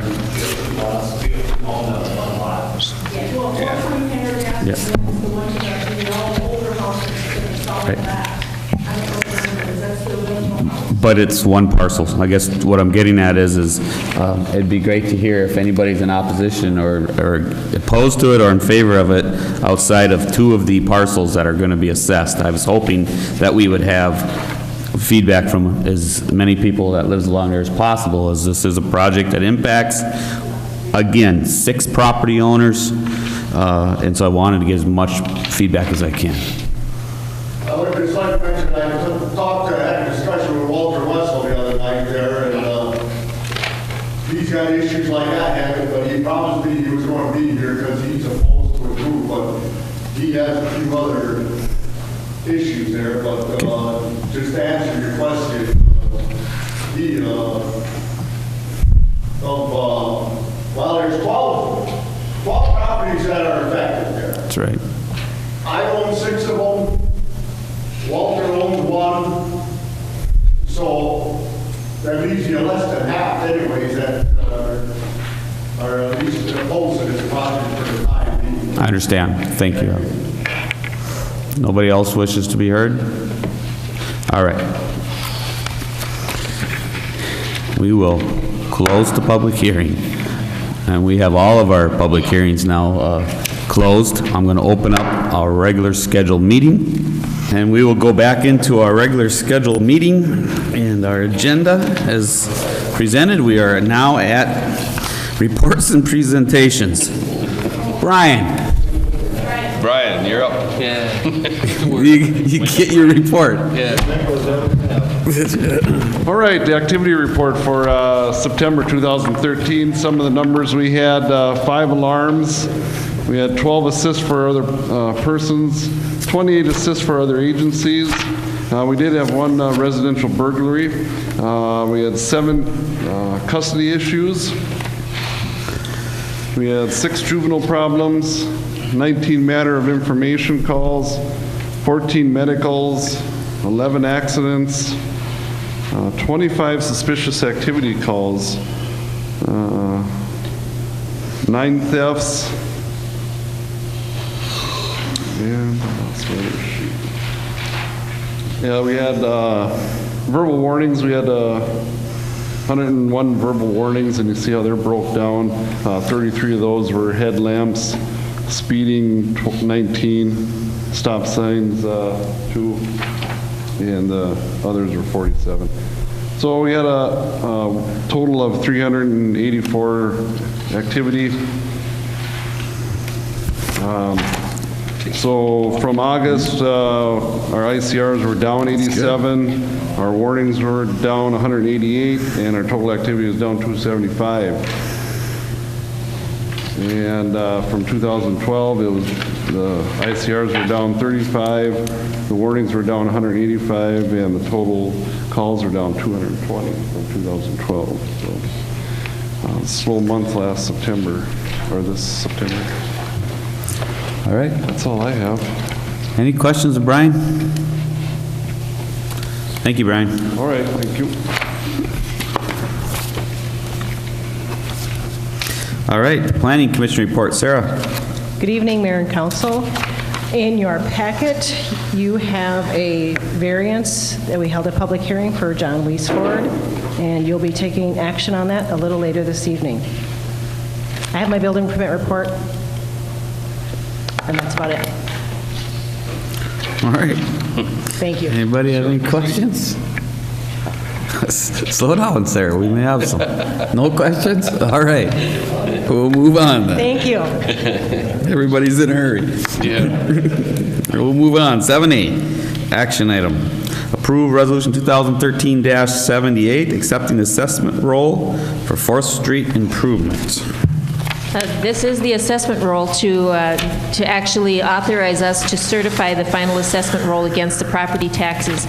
A couple things to note in there: because of the interest rate that we were able to obtain on this bond, the interest rate for the assessments is 4%, which is 2% over the bond issue rate. The one thing also to make, we'll have to decide for sure, the bond is over 15 years, so we can extend this over a 15-year period for collection of the assessment. Our policy actually says 10 years or the term of the bond at the discretion of the city council. So we could collect it over 10 years, but the bond payment is over 15. Now, the portion of the bond that's paid by assessments is relatively small compared to the total scope of the project, so it really won't impact that part of it that much. I did kind of a quick estimate over the 15 years. If you had a $2,000 assessment, you're talking like $186 a year on 15-year project. So it kind of gives you an idea of what numbers we're looking at. 4,000 would be, of course, about 400. It just happens to work out about that way on this particular project. You do have the assessment roll in front of you, and the couple gentlemen that spoke this evening, I did have brief conversations with them, and they're going to come in and talk to me about how their assessments work, and both of them were related to additional water and sewer service lines that they had requested. And so I will be talking with them directly about those. Other than that, I've had some limited conversation with people. They came more requesting clarification of what it meant. How did we arrive at the number, whether we're going to fix the grass in front of the house and plant trees and things like that. But not a lot of significant conversation about the amount of the assessment, except for the two, of course, gentlemen you heard from this evening. I guess I'm requesting 2 things. Kind of give me a year. Do we want to go same as the bond, as 15 years? And then I'm asking you to adopt this assessment roll. Vicki, a couple questions, and I'm going to drive my questions back to some of the comments in regards to the Winter property first. I understand you've spoken with them here a little bit, and you're going to have more discussions about the additional services. But there's also a pipe crossing his property on one of these parcels, is that correct? That is correct. A few years ago, we did a lot split so that he could utilize the property, but he didn't do anything with it at that time, and now that this is going in, that's abandoned. So he will be able to, that'll no longer be there, that easement will be vacated, and he'll be able to tear that up when he does construction or whatever he chooses to do with it. Okay. I guess my next question would be I mean, I understand that we had given both of these two particular residents estimates, and I understand an estimate is an estimate.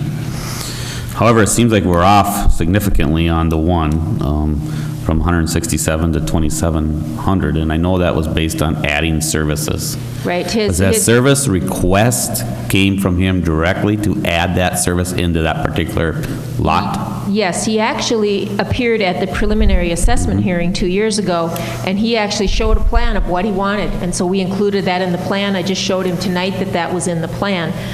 The one lot that he's talking about that was $167, that was just his part of the street assessment. That included no water or sewer. So all that's been added to that lot is one water and one sewer to that. Okay. And then the concrete work. Could you clarify the concrete work that he's He has a 5-stall garage, and he had requested that he was going to eliminate one of the garage doors, and he wanted water and sewer to the garage. So he requested a water and sewer service to that property, which we did include in the plan.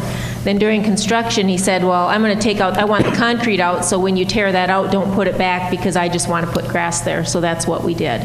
Is we did not replace some of that concrete, and instead we replaced it with black dirt and seed. And so did he get billed for concrete, or did he No, not? he did not. That was not included in the total footage that he was assessed? Well, on the footage, they're given a rate by the front footage, so it didn't change his assessment. So it makes no difference if you're putting in grass or concrete, that price is going to be the same? It's the same for front footage. Is that And the driveway, common? but the driveways, you know, we replaced driveway aprons. And so Yes. his driveway apron, that was included in the cost of the overall project. We maybe did 50 driveway aprons. So now maybe we did 49 driveway aprons instead of 50. But we don't go back to that specific house and assess for one driveway apron or not. It's just a total project cost. Okay.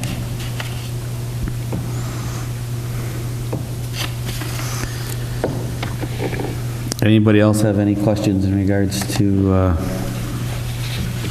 the action item before us in regards to that, or any comments in regards to that 4th Street assessment hearing?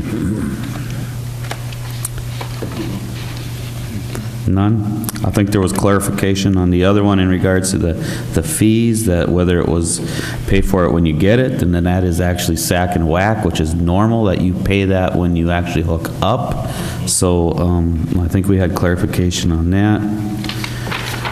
We talked about these services to the empty lot, and I'm going through my notes here that I took when we were discussing this. Condition of road, I mean, obviously we have pictures that shows the road was impassable. I do know that that area was a difficult area. I think we all were out there during that time, and we knew that based on where that lot was, that road was going to be, there's a tremendous amount of time spent there. And I'm fairly confident that staff did all they could to communicate that with the property owner. It seems like maybe there's some communication breakdown through this process, but this is a very big project and a tremendous amount of residents it impacted. So I think in general, it all went very well, and you will have some that maybe we could have done a little better, and I think we'll learn from that. 90% of the time, I believe the road was passable rather than impassable, so I don't know that I would say at 90% of the time it was impassable. And every time that I drove out there, I almost could get through, so I'm glad of that.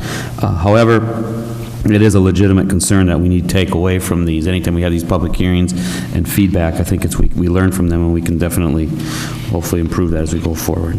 So the other one that I had made some comments on, it seems it was very clear that there was going to be additional costs for the OEM radio building when we did the construction and realized there was additional services. I don't think anybody's questioning that. I guess I wish there would be a way that we would know if that communication was relayed to that homeowner, because if it wasn't, I'm uncomfortable. If it was, I don't know that I am. Actually, for the OEM Radios property, I was dealing with a potential renter that was going to establish a business there. They wanted to remodel, they wanted to put the bathroom in the end of the building where there was, and because of that concrete floor in the building, the other water and sewer service was at the opposite end of the building. So I called Mr. McCoy and I said, the client that you're working with would prefer to have the water and sewer service at this end. We're actually digging water and sewer service in this area tomorrow, and would you like to have water and sewer service buried into this end because of your potential client? And I told him it would be one additional water service and one additional sewer service. So I personally had conversation with him about that. So I'm surprised that he was not, that he had indicated he wasn't aware of it. I did not have exact dollar amounts at that time, because we didn't know what the final assessment was going to be. But I did specifically talk to him and asked him, and he told me that yes, he wanted water and sewer service installed at that end, in addition to the one that we found on the other end. So at that time, though, you only knew that there was two, because you'd only found one, and then you were adding one. You didn't know, or excuse me, there's only two because of the one you found and the one you were adding. You weren't aware of the third one? Well, we knew where the initial one was. Okay. He added the other ones, and then we found the one on that has served the other end of the building actually came out to the street as well. Okay. So that was the third one that was located. And all of those got hooked back up? Yes, they did. All right. And the water being out for 3.5 weeks, explain to me how that can happen. We did, we were late that for it. We didn't know it was out for 3 days. No one said anything. So we had no idea until the landlord said that, hey, there's no water here. Once again, it's related to those services. In that particular case, we didn't know some of these ones were there. And one was out and no idea. So once we were aware of it, how long was it before this? I don't think those were any problem. They were connected. Once we were aware, they got connected right back up. So when we were notified that it was out, we corrected it and fixed it right away and got it back on? Okay. Now, there was no occupant in the building, I guess is what, it wasn't like it was a house that was sitting there without water for 3 weeks. Okay, thank you.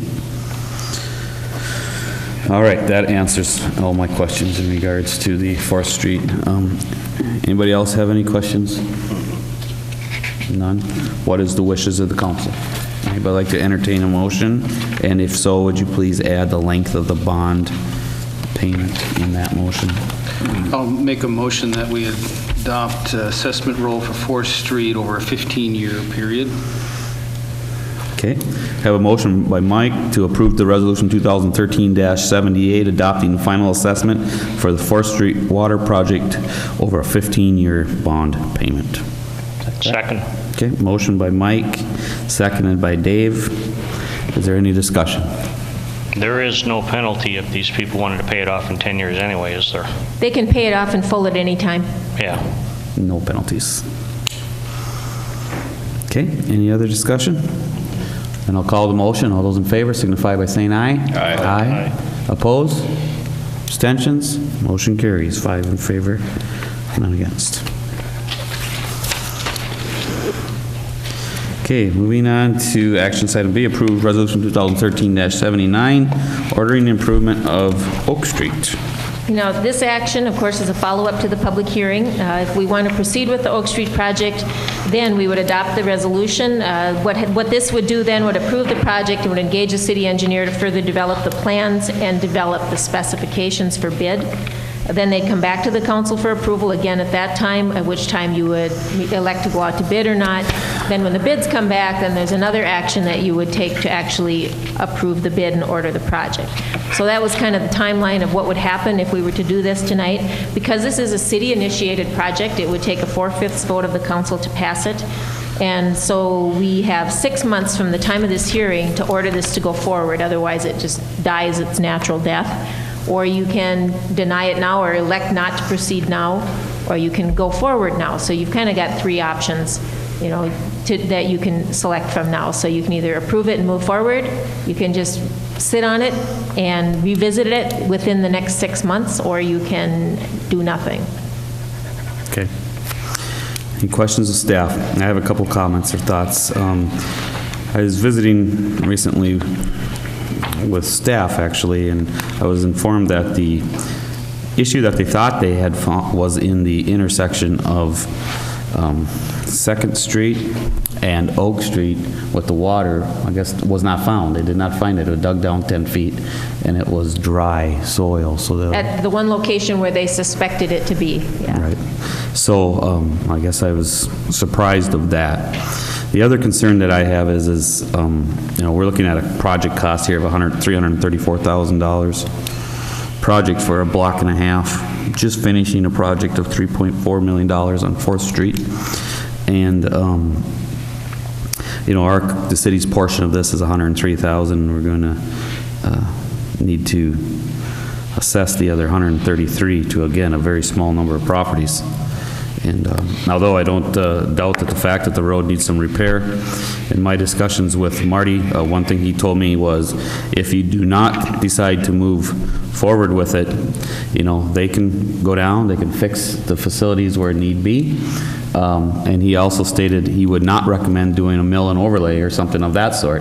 Either fix it and do it right, or hold off for a couple years, or whatever, however long you guys feel you need to, but don't just do a mill and overlay and then expect to do the main infrastructure 4 or 5 years from now. He said that just would not be good. He would not recommend that. So I thought that was interesting, and I just wanted to share that with the rest of us. Can I ask, you said they dug down and there's not a leak there. So they have nothing to fix now. Vicki, can you? They had, the water tester, or the leak detector, they came in, and I think they detected either 5 or 6 leaks in town. They dug down on all the other ones, and he was spot on. Right where he said there was a leak, and they repaired it. This one, where they thought the leak was, and more problematic, a lot of lines coming in, a lot of different directions. The most problematic one that they had, where the leak detector thought it wasn't. Now, they still hear something going on at certain times. They just don't know where it is. And so they figured that would be corrected at the time we do this construction. The reason that they went down already and detected it was because we weren't having the meetings till now. The asphalt plants are all closing down. We wouldn't be able to get tar to repair a patch. And so they went ahead and went down and did their exploratory, I guess you would call it. They were not able to locate the leak at that time. So they think there's a leak in that block someplace. He is hearing a leak. The guy that came in, that they hired to come in and check it, he says he hears a leak in there. We just haven't been able to locate it. All right, but that comes to the point then, so they're not going to go fix anything because they don't know where to dig. Correct. So at this point, I think they would wait unless they get more evidence of where that leak might be, they would wait until we repair the street, and they would put all new lines in at that time. Okay. Well, I think ultimately the reason we were doing this was because they were going to dig up a chunk anyway. Now they're not digging up a chunk. That was part of the reason, yes. Right. Yeah, I realize the road still needs to be redone, but the reason it came to the front was because they were digging it up anyway. Was driven by the thought of a problem, yes. Any other comments? Well, a couple. Yep. All right. One of the things I've had a concern about is just the state of our roads in general. And you made a comment last time about, well, and you just did it again, in regards, we've spent this much X amount of dollars, and it seems to me that we need to keep moving forward in repairing roads in this community, that the need grows, the amount it costs get even more and more every year because the roads deteriorate. And so here's an opportunity to address a road that's probably in great need. Granted, now it seems to shift a little bit, and maybe part of this is we're kind of hearing secondhand in regards to what Marty has to say, and it'd be nice to have him come here and talk about that, I think, to some extent. So, but my feeling is that we really need to look at every year moving forward and keeping our roads up. And I think that this is a project that that warrants that kind of attention, and I would be supportive of that. Thank you. Maybe this should be at the forefront of our September 30th meeting, or October 30th meeting with the PUC.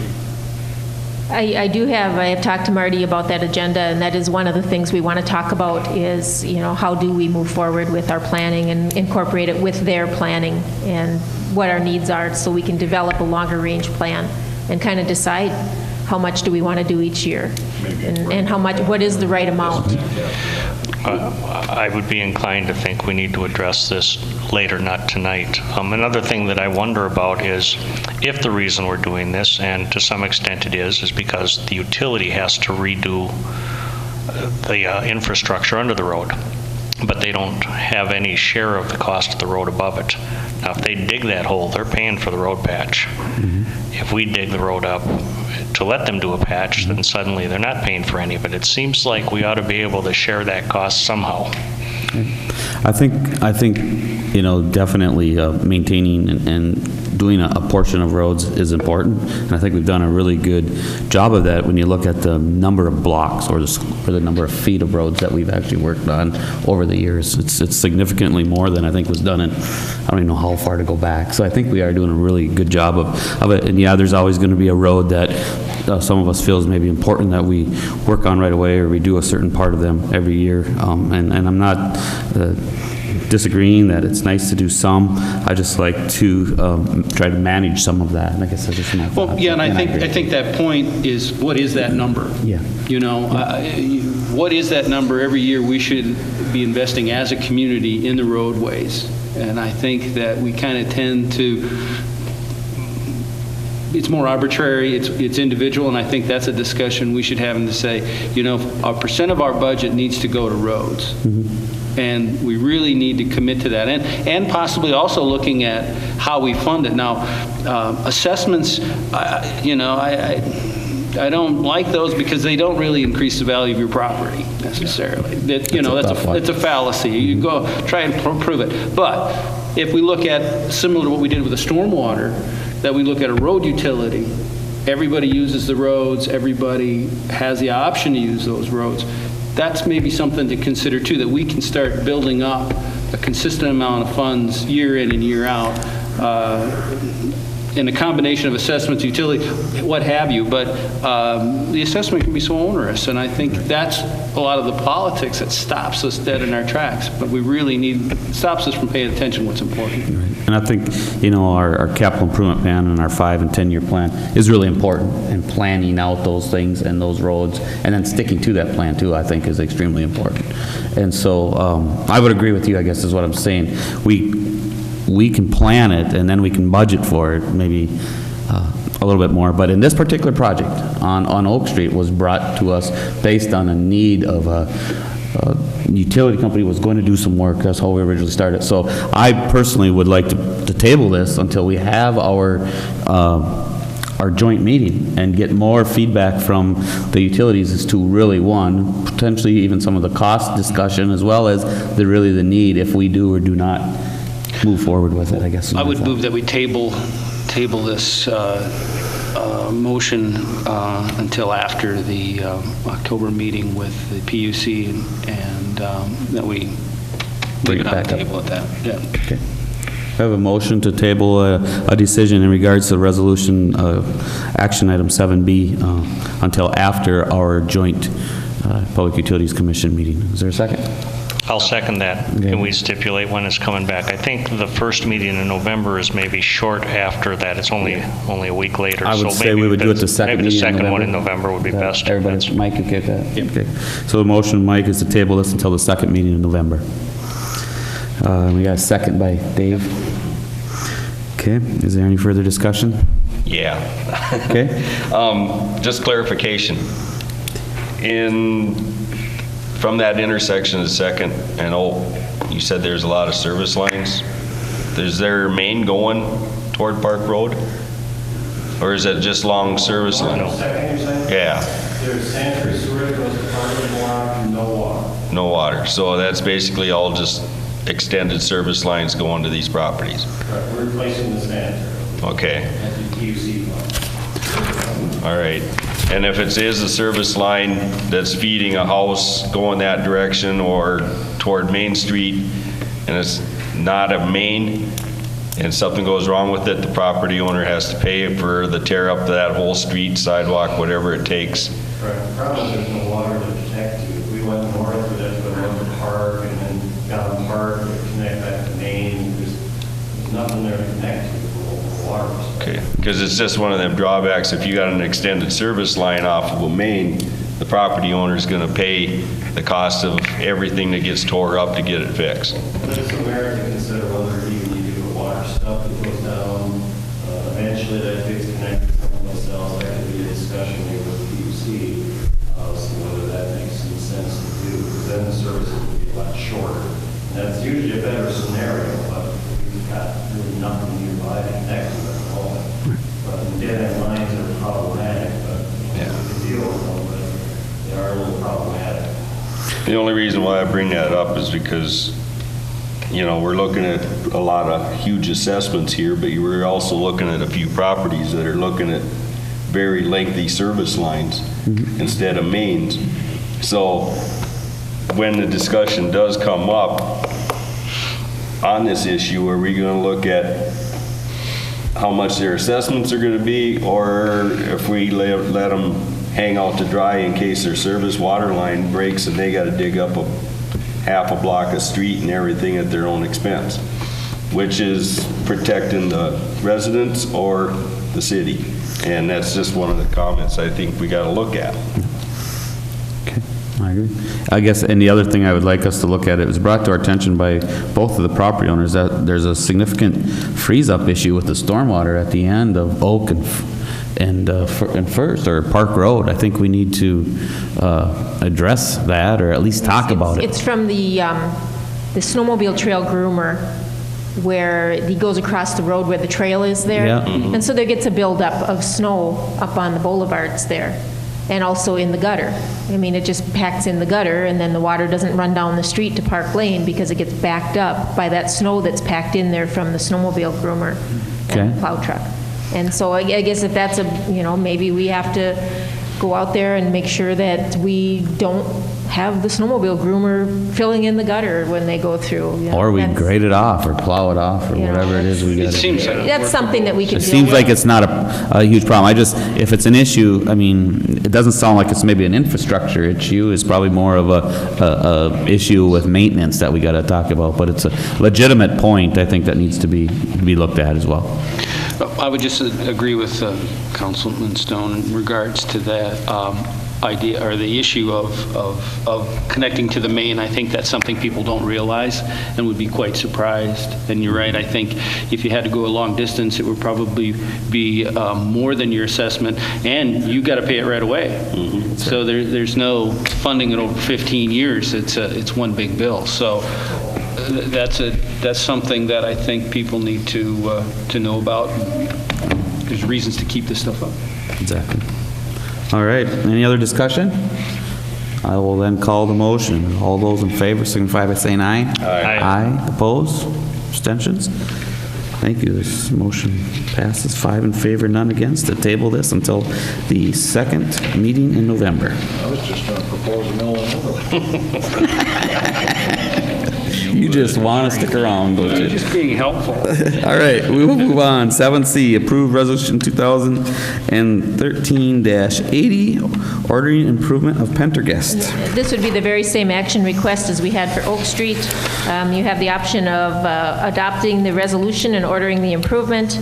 You could table it till after that meeting. I don't know if that's not really the same scenario as with the PUC, because they don't have much involvement in the Pendergast project. You have to take 4/5 vote in order to do this. As you know, it is initially in front of you as a petition. Then that one you denied at that time and asked to bring it up this year, so now it comes up actually as a council-initiated project, so that does require a 4/5 vote to go forward. If you approve it, that empowers the city engineer, of course, to further develop the plans and get them ready for bids and specs. So I guess we're requesting a resolution 2013-80, ordering the improvement and preparation of the plans for Pendergast, or one of the other options we've discussed. All right, is there any council comments? Go ahead. Go ahead, Dan. My concern is that I know this was a petition, but I didn't see very many people here. And gee, that's great that they wanted to do it 6 months ago. Do they still want to do it? I don't know. I hate to move forward on this. We've heard, one against and one for. And where's everybody else sit on it? They're not here. I hate to move forward with this, and then everybody starts screaming because, oh, wait a minute, I didn't know it was going to be $10,000. They were all sent the notice and with their amount, their estimated amount. I think people have had an opportunity. I would say that their absence would be something that we can't expect people to show. If they get the opportunity to come, it's up to them to show up. On another note too, though, I don't put a lot of weight into one person relaying the issues or the wishes of other people. That's why I say we heard from two people. Yeah. Whether one of them said that they were talking for somebody else or not, I have no idea. Yeah.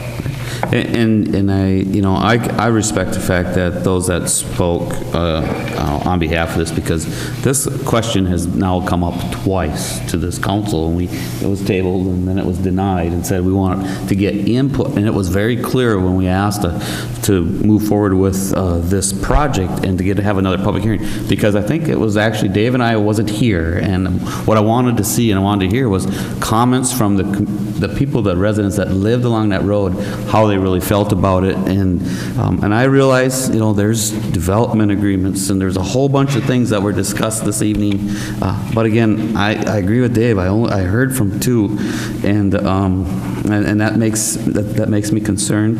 I'm concerned about. I think I'm a little bit concerned about that there's not a development. We've never had a development agreement that I've seen that moves beyond what's currently there. As what I say is further to the south. We got a lot of properties and we got a lot of things that has the ability to expand beyond the end of Pendergast.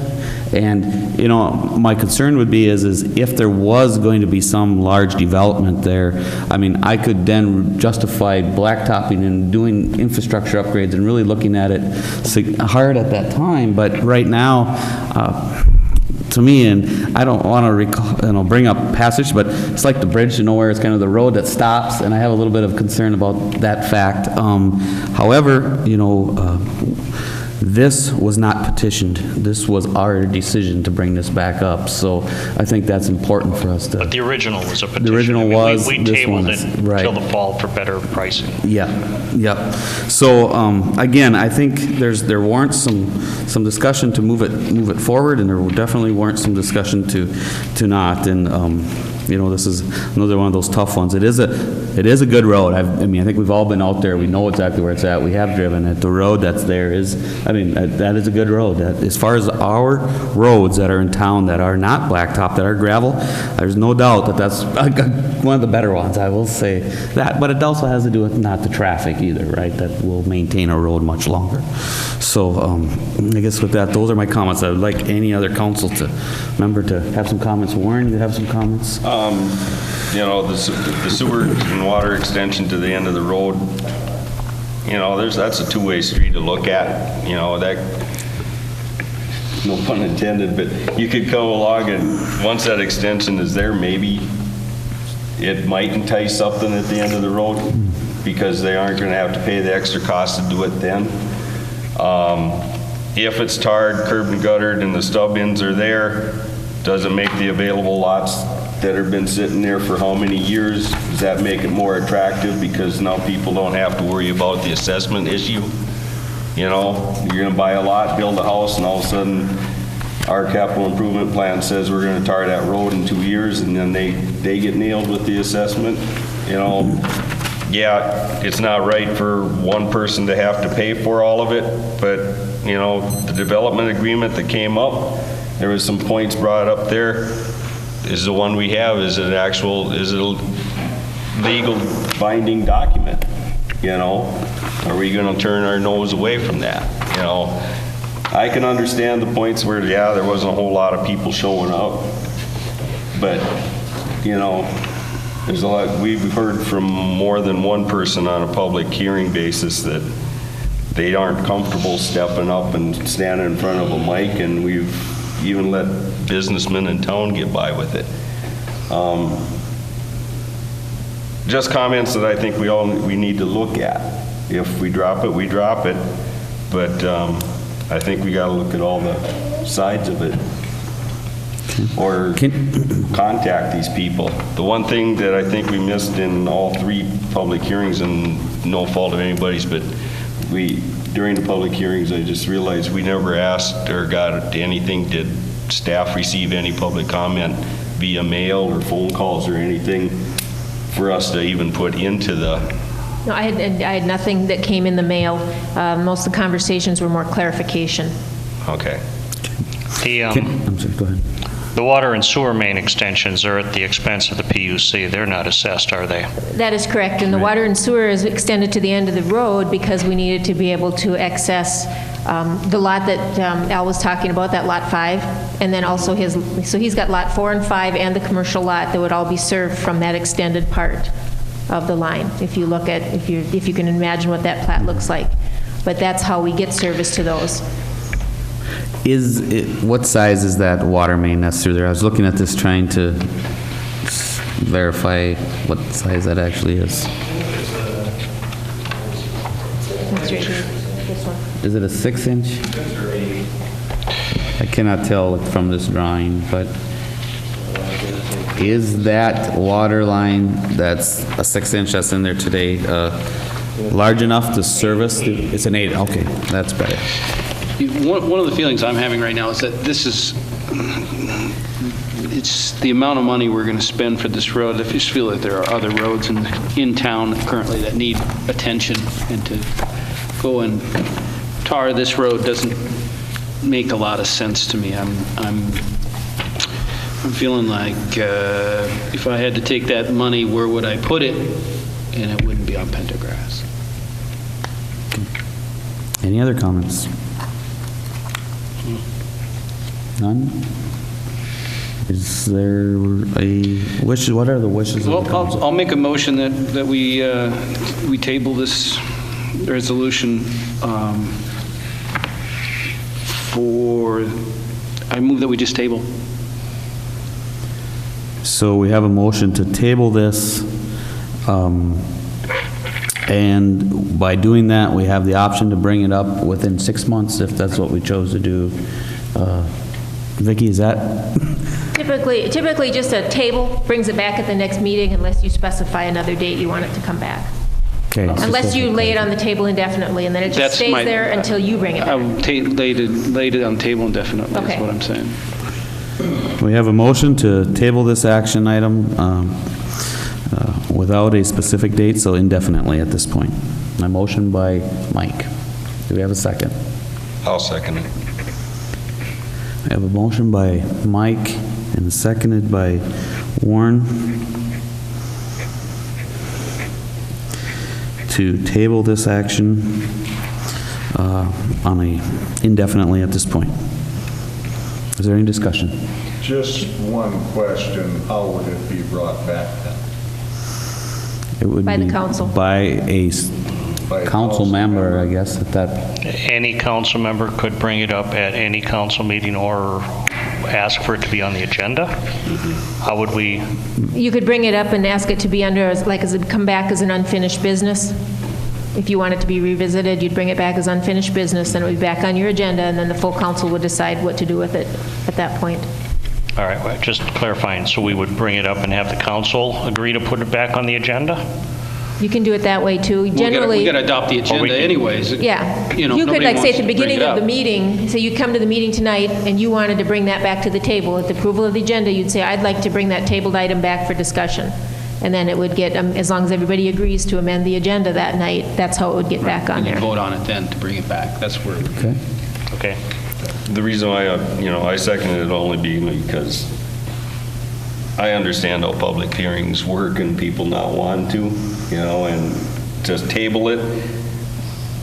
Once the word's out that it's tabled, mainly because of just a lack of attendance at the public hearing, we might get 2 or 3 letters or something stating, hey, I couldn't make it because of this or that, and we get a whole different viewpoint. Well, I'd be happy to hear that. You know, If that's the and case, that's and fine. if that would happen, and then at least then we didn't kill it before we actually got it. Yep. And maybe after a certain amount of time, if we don't get that letters, then we got some justifiable. Right, it certainly doesn't hurt to let this sit for a while, and it goes away in 6 months, or, you know, it's another opportunity for people. If they really want to do it, here's your opportunity. If not, it's not going to go. Yeah, I'm gonna vote for your motion, but I guess that part about not being able to make it, I understand some people are uncomfortable, but on the other hand, you can't belittle the coming forward of someone that was against it too. No, right. No, and I'm not. Relaying private information to the public. Right. So Well, I think it's very important to understand that, you know, anything that we do is public too. So if we are going to bring this back up and we've received comments, and we may get more comments about not doing it, all of those comments would be for the record, and we would be full disclosure of any additional discussion at that time. So I would agree with you, Keith, that all of the comments, you know, and coming to these public hearings, you know, it's not just about seeing how many people show up. It's the comment and the input that we get during these public hearings that we try to make a decision based on that information. So just because, you know, I receive a letter tomorrow that says, well, yeah, I want to do it, I guess I need more than that. I want to do it. Don't tell me like a public hearing when people are standing there explaining it to me exactly why. So I mean, it's important to understand that too. So I think you and I weren't at the last public hearing for this, so we don't know what happened. I have a question for Keith, though. As far as scheduling goes, how long is it going to take you to draw up the plans and the specs so we can go out for bid? I mean, we could be in the same spot we were last spring, where now we've decided to go out and it's bad timing again. It's a fairly small project. I mean, to put the plans and specs together, ready to go to bid, it's probably 6 weeks, maybe 8 weeks tops.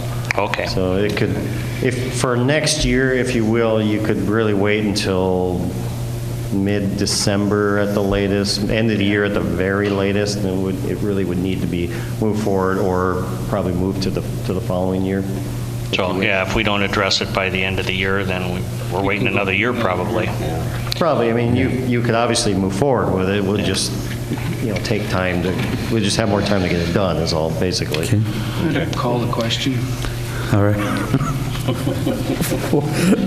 Is there any further discussion? calling the question. I will call the question. All those in favor signify by saying aye. Aye. Opposed? Abstentions? Motion carries. 5 in favor, none against. I can too. I'm not saying anything. Right. Don't tell me I can't. I'm not telling you can't. All right, moving on. Resolution 2013-81, variance for John Weiss Ford. John Weiss has applied for a variance from the road right-of-way setback requirement for the John Weiss Ford property located at 203 10th Street South. It's at the intersection of 10th Street South and Ash Street South. The property is actually 6.59 acres. It's an active Ford dealership, including new and used car sales and service. The request is for variance from the road right-of-way setback requirement on both Ash Street South and 10th Street South. I do have a little schematic in your in your packet to show that. The setback requirement is actually 25 feet from the right-of-way on each street. The request is to construct a 21 by 32 addition in this corner of the existing facility, which would result in setbacks of 20 feet from 10th, 16 feet 7 from Ash. The 10th Street side is already at 20 feet, the balance of the building, so it would line up with the existing building on the 10th Street side, and it will project out to 16.7 from the Ash Street side. The proposed project would include remodeling and enlargement of the existing restrooms to include accessibility options and the addition of a lounge and coffee bar. On page 45, you actually have a schematic of what the building will look like, or the addition will look like. The lounge area will serve as the waiting room. Plumbing for the restrooms already exist at this corner of the building. The applicant has also stated that Ford Motor Company has updated corporate guidelines they need to follow, which includes service area lounges, along with they will be doing some facade improvements, on the building, which will look more like other Ford dealerships that you see. This project would comply with those requirements. The applicant has further stated that the proposal will enhance his ability to serve his customers by providing separation of the waiting room area from the sales floor area. He's also stated he will be better able to utilize the portion of his property because at which time he provided property and, previously that was parking for his customers, and when we put the sidewalk in, he says that doesn't work good for customer parking anymore. So that was another one of his reasons, that it was no longer practical to use it for that purpose. The Planning Commission held a public hearing on Tuesday, October 8th. No public spoke on the matter, either for or against. The Planning Commission came forward with a recommendation that the application be approved based on specific findings with one condition. Their findings are no adverse impacts to the city facilities and services will result from granting this variance. The addition will not impact utility easements and drainage from the site will not be altered. Number 2, the existing utilities to the site will not change. The interior plumbing currently is located in this corner of the building where the addition is proposed. Number 3, granting of the variance will not impact the environment as the area where the addition is proposed is currently covered with impervious surface. Number 4, the site triangle at the intersection of Ash Street and 10th Street will be maintained. A condition restricts parking on the east side of the addition to provide for additional visibility of traffic. Number 5, it would be impractical to utilize interior space for the construction of the lounge as it would impact the sales floor area and obstruct the workflow of the business. And 6, the request for the construction of the lounge is due to corporate requirements not under the control of the applicant. They also have one condition. The condition was no parking is allowed between the east side of the addition and Ash Street. This area to remain clear to allow for greater visibility. And those very same findings are mimicked in the resolution that I prepared for you. So the request of the Planning Commission is to have you approve Resolution 2013-81, approving the variance request. All right. Any questions of staff? Is there parking between 10th Street on Ash Street on the east side of it? Is there any parking at all along that whole stretch? On 10th Street? Or Ash Street? From the intersection of 10th? Oh, you mean on-street parking? On-street Yes, there is. There is. So someone could park on the street right by that, right across the... I'm not sure where the on-street, how close to the intersection the on-street parking is, but there is on-street parking on that side of Ash Street. I don't know how far the first stall is from the intersection. Yeah, that's one of the concerns. I was out of state when the Planning Commission had this meeting, so I wasn't part of the conversation, but I'm just worried about some vehicle being able to park right around the corner across from this, and now the sight line is interrupted. Right. So I don't know how far. Well, that's already the case. Well, that's already the case, isn't it? I mean, they can already park right there. I think there's... I said if there's parking there, they can park there now. Yeah, but I don't know how I don't know if it's up to the corner because he's got the long driveway that starts, but there might be a spot between the driveway and... There's 45 feet of sidewalk there. From the corner, from the intersection to his driveway entrance is 45 feet. But there's no clarification, I don't think, when you go down there if it's actually, it's not like a designated parking spot. Well, they painted on the streets along there. If there's parking, it's blocked off. It's boxed out. I don't know if there's any there, but there would be a spot there. The parking is boxed out. I just can't tell you whether it's boxed out right in that location. Yeah. Yellow curb. But again, if there's parking there now. We haven't really made that any worse. Well, the only concern I got is there's parking there now, but there also isn't a 16-foot building added on to it too. Although there's usually cars parked in that corner. Not necessarily customers, but other cars are usually parked there anyway. Display cars. Yeah, display. I just looked at the air photo and it's not blocked out for parking. We started the parking south of that driveway entrance and that's where his trucks unload. Okay, so that's but it's not blocked an out for parking on that section. I've got a couple questions on the findings. 1 and 4 make sense to me. 5 and 6 don't seem like it's any of our business. Number 2, the existing utilities to the site will not change. Would they not pay for the utilities, any utility work? I mean, yes, they would. So it really isn't, if they want to pay it, doesn't really matter.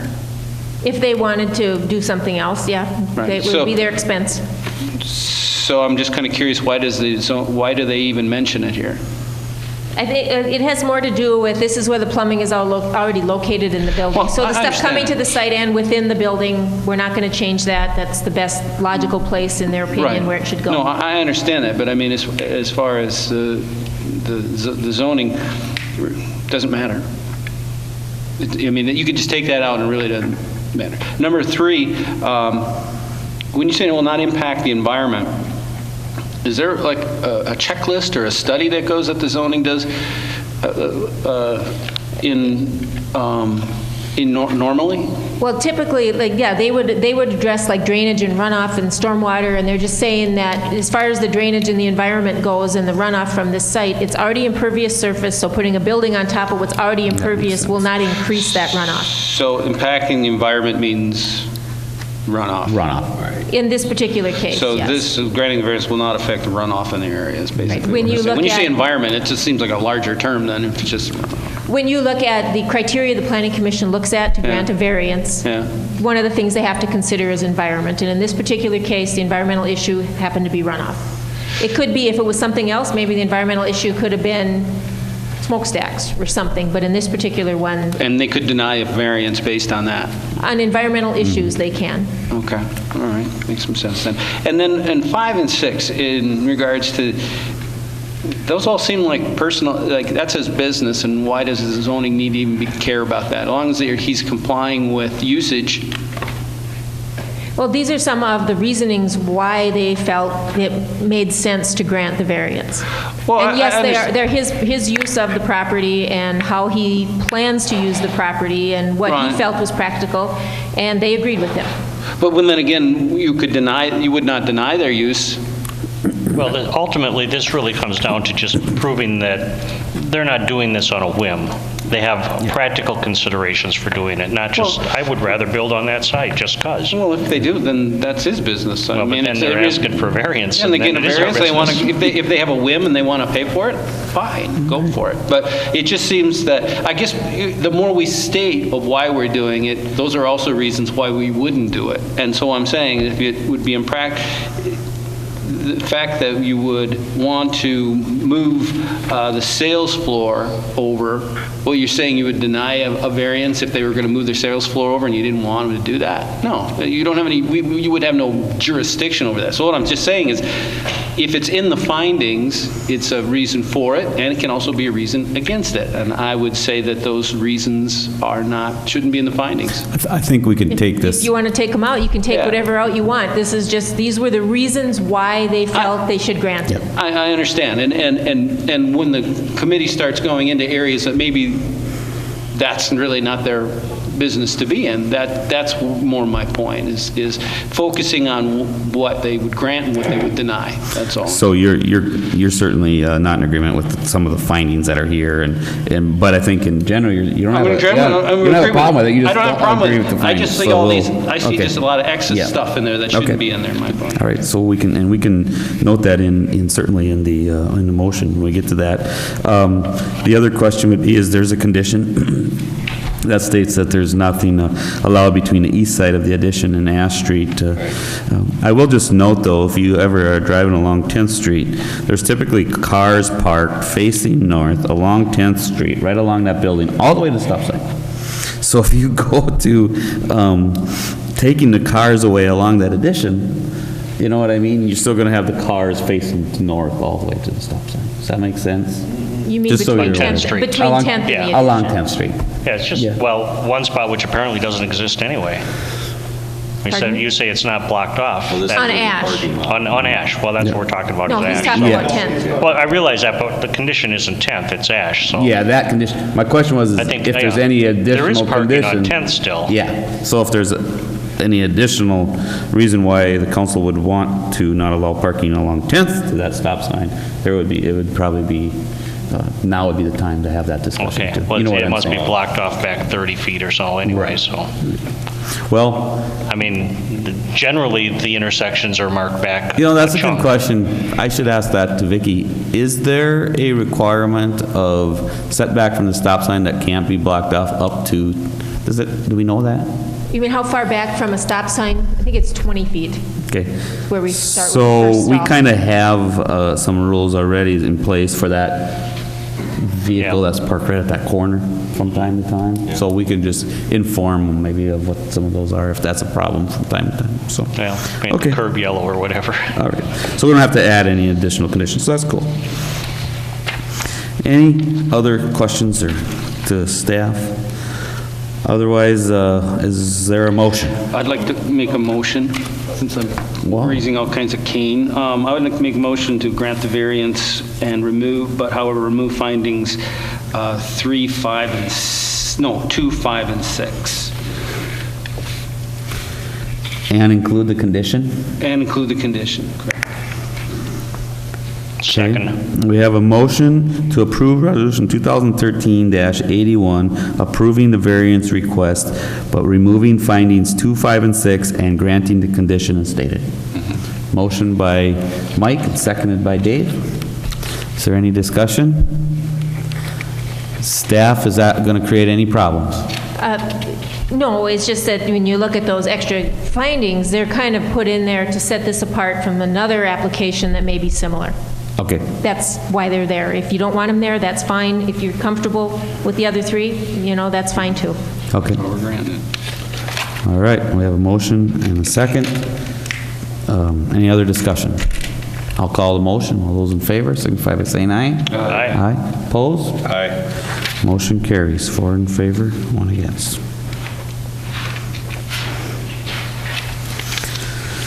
All right, we are moving on to action item 7E, accept resignation of fireman. Vicki?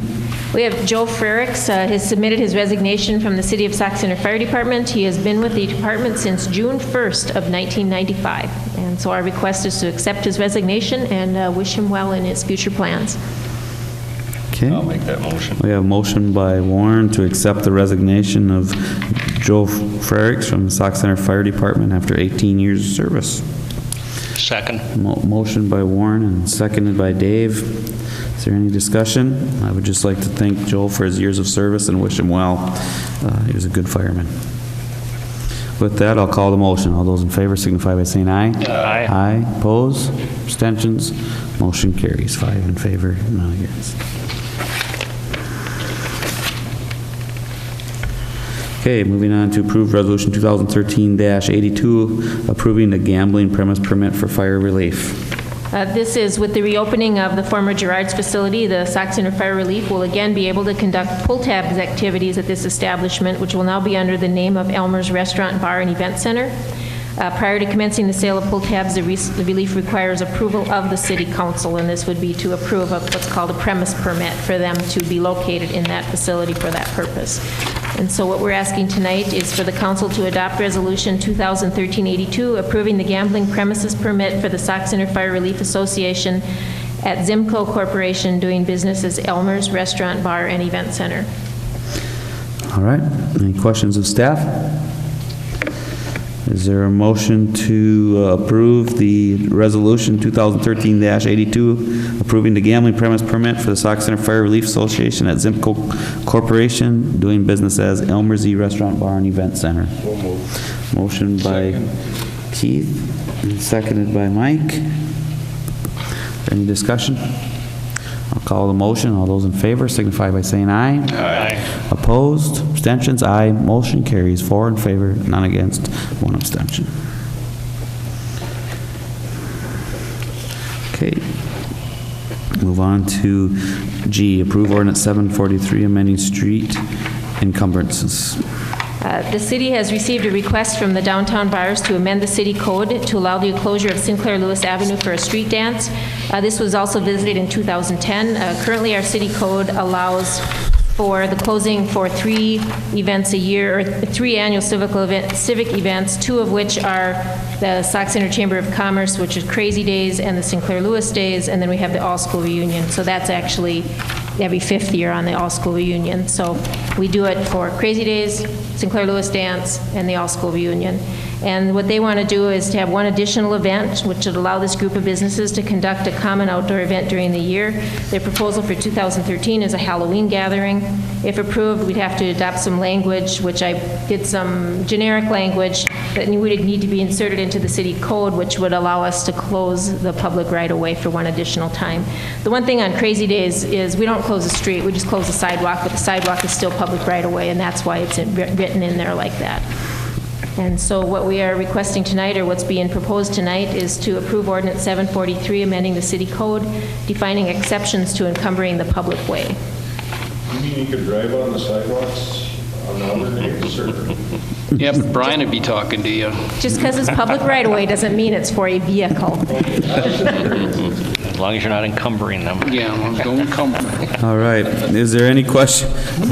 Is there any discussion or questions of staff in regards to this amending street encumbrances? I know I did ask one question. I just wanted to bring that up. We did, my concern was it was a county road being Sinclair Lewis Avenue, and we got feedback that that's not an issue with the county. They typically support the city's requests, so not a problem. So other than that, I'm surprised I guess, Brian, do you have any comments in regards to closing the streets and? Well, I don't have anything against doing it, but I think there needs to be a lot of stepping up with, from the people hosting this. I believe that they need to keep an actual employee of their bar at the gates. I think that person needs to be not drinking or consuming alcohol. I also believe that they should hire an officer to work at a dance like that. And then there's a dance, I think it should be automatic that one should be hired by them to facilitate the security. So it's not coming out of our budget for that. But we do every time there's the sense of having that, we need to put another guy on. Yeah. Steps need to be enhanced about the cleanup around the area, about people leaving with drinks from the site. We have a lot of problems with that every time there's a street dance.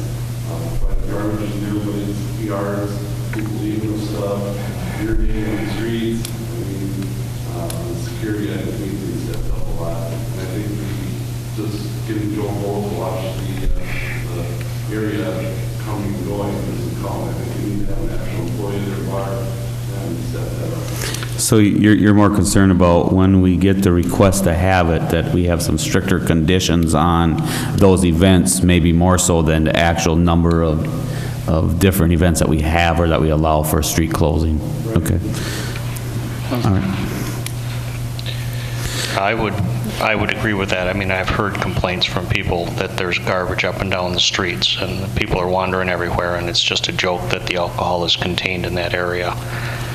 People in that area said it's bad enough we got to put up with the Sinclair Lewis, now we have to have another one. I was kind of thinking about that at the parade. Any other comments? You're tough. I got a lot of stuff in my Go ahead. I'm not really sure we need to amend it.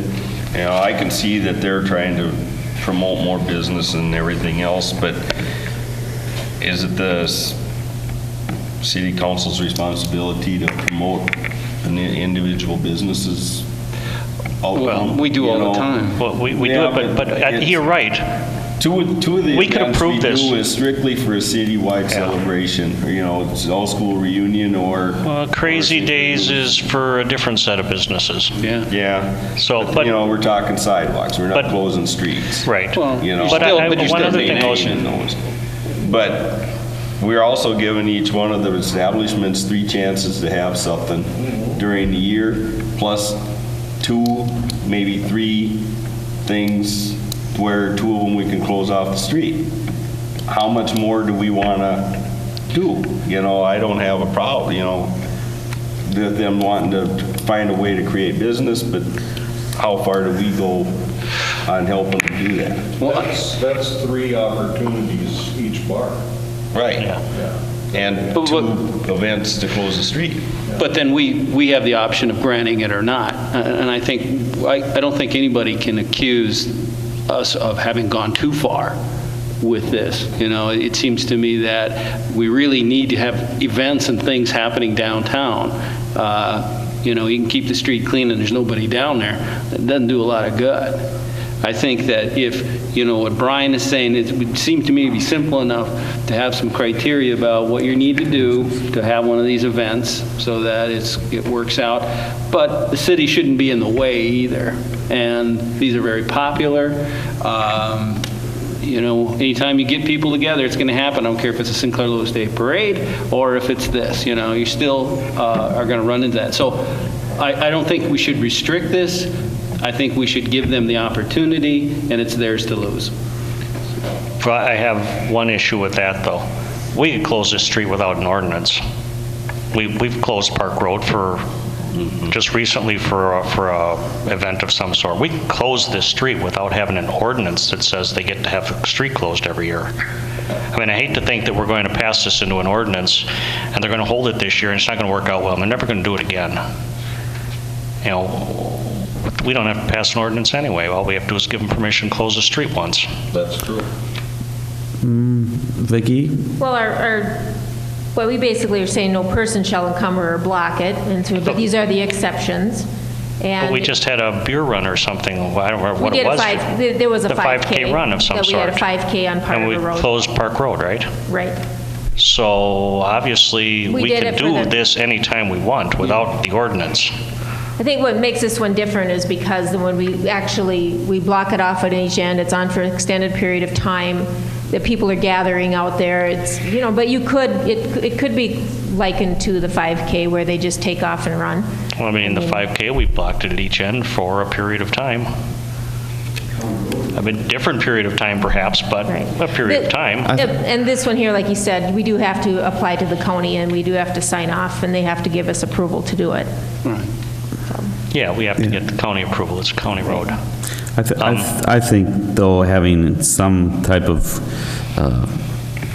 clarification, maybe, and I hear what you're saying, Dave, because, well, we'll do it for this street, but we won't do it for that street. I think it's kind of what you're saying. What I'm saying is, we don't need to change the ordinance. If we want to let them do this thing, all we have to do is give approval. I mean, the theory is that they're going to have to get our approval to do it again next year, even if the ordinance says so. Right. So what's the point of doing the ordinance? And I don't know the history of why they initiated it in the first place. I don't. I know that they said we can't block the streets. You're not allowed to go out there and block the streets, but we have some exceptions, and these are what the exceptions are. Maybe. And then we have other exceptions when they come up. So yeah. Maybe we don't have enough information to really make a decision on that. That's the big concern that I have right now. This is a last-minute deal. I mean, it's supposed to be next Friday. So, obviously, I don't disagree with that. This has come to the kind of the ninth hour, I would say. And, you know, we definitely want to work with our downtown businesses, though, as well. And I guess if just council's comfortable with granting the closure of a street and us going back and maybe getting more history as to why this ordinance is created and whether or not maybe it's needed, right, is important. But I guess I would say not opposed. Make a motion that we approve the street closure and temporary extension permits for the Halloween crawl this time next. Is there a date on this? We're not even on that one yet. We're just talking ordinance yet. Their permit, their request. Okay, for the permit. Yeah, we're on G. So you're talking about H. Well, then maybe. Okay. So would we then just pass on this, and can we just on the next one just make a motion to give the street closure? That's what I would do, because if you're going to, you know, we could tack on conditions onto that event next week. Right. The one-time thing. Right. Whereas the ordinance, we've already got conditions that we'd have to go back and change them conditions if we were to reflect some of our police chief's concerns, which we should. I think so. Yeah, they maybe should be addressed, but it ain't going to happen tonight. So. Right. No, I don't think it is. Well, I would move that we table this motion or this request indefinitely. I will second that.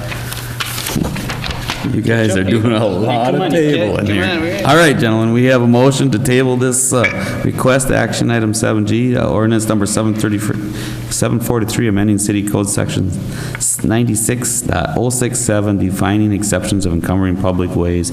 We have a motion to table it indefinitely, and we have a second. Motion by Mike and seconded by Keith. Any discussion? I'll call the motion. All those in favor signify by saying aye. Aye. Oppose? Abstentions? Motion carries. 5 in favor, none against. We are creating a tremendous amount of work for staff. I don't think we've tabled this many items in one meeting in a long time. Yeah, only if they come up again. eh? That's right. All right, we're moving on to action item 7H, approve street closure and temporary extension permit for the Halloween crawl. I'll make a motion that we approve the street closure and temporary extension permit for Halloween crawl and include the closing of the road in question. What do we do? Well, before we go to your motion, I want staff to give her presentation for the council to hear. Just moved right through it there. Yeah, it's getting late. Okay, well, I'll skip the first sentence that talks about ordinance changing. We have 5 requests we received from the downtown bars, Mustang Bar, Red Carpet, Next Door, M&M, and the Palace Bar and Grill for a temporary extension of premise permit and road closure for the Halloween crawl dance on October 26th. That was the date you were asking for. The request is to close 1 block of Main Street from the stoplights to Oak Street. They plan to close the road at 5 p.m. for setup, reopen at 2 a.m. following cleanup. The fenced area will be from the east side of the Red Carpet across to Main Street Drug and at the intersection of Oak Street. The street dance road closure permit application will be sent to Jody Tyke at the county after city approval if we get that, but we've already got the verbal approval from them.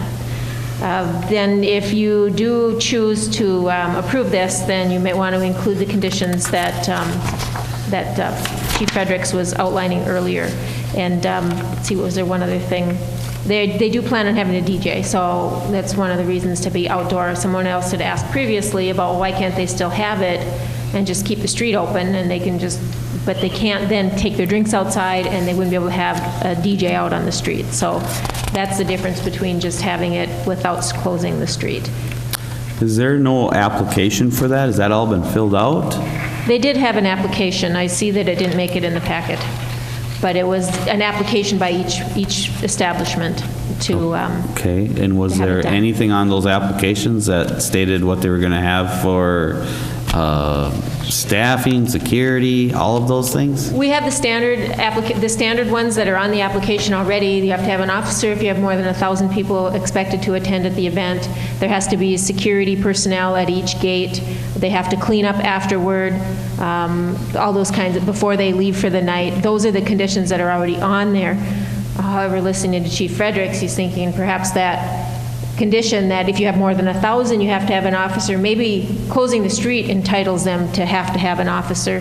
And then, like he said, we had issues with the people that were manning the gate were drinking as well, and they weren't, they were volunteers, and so we weren't having good staffing at the gate. And people were leaving with alcohol.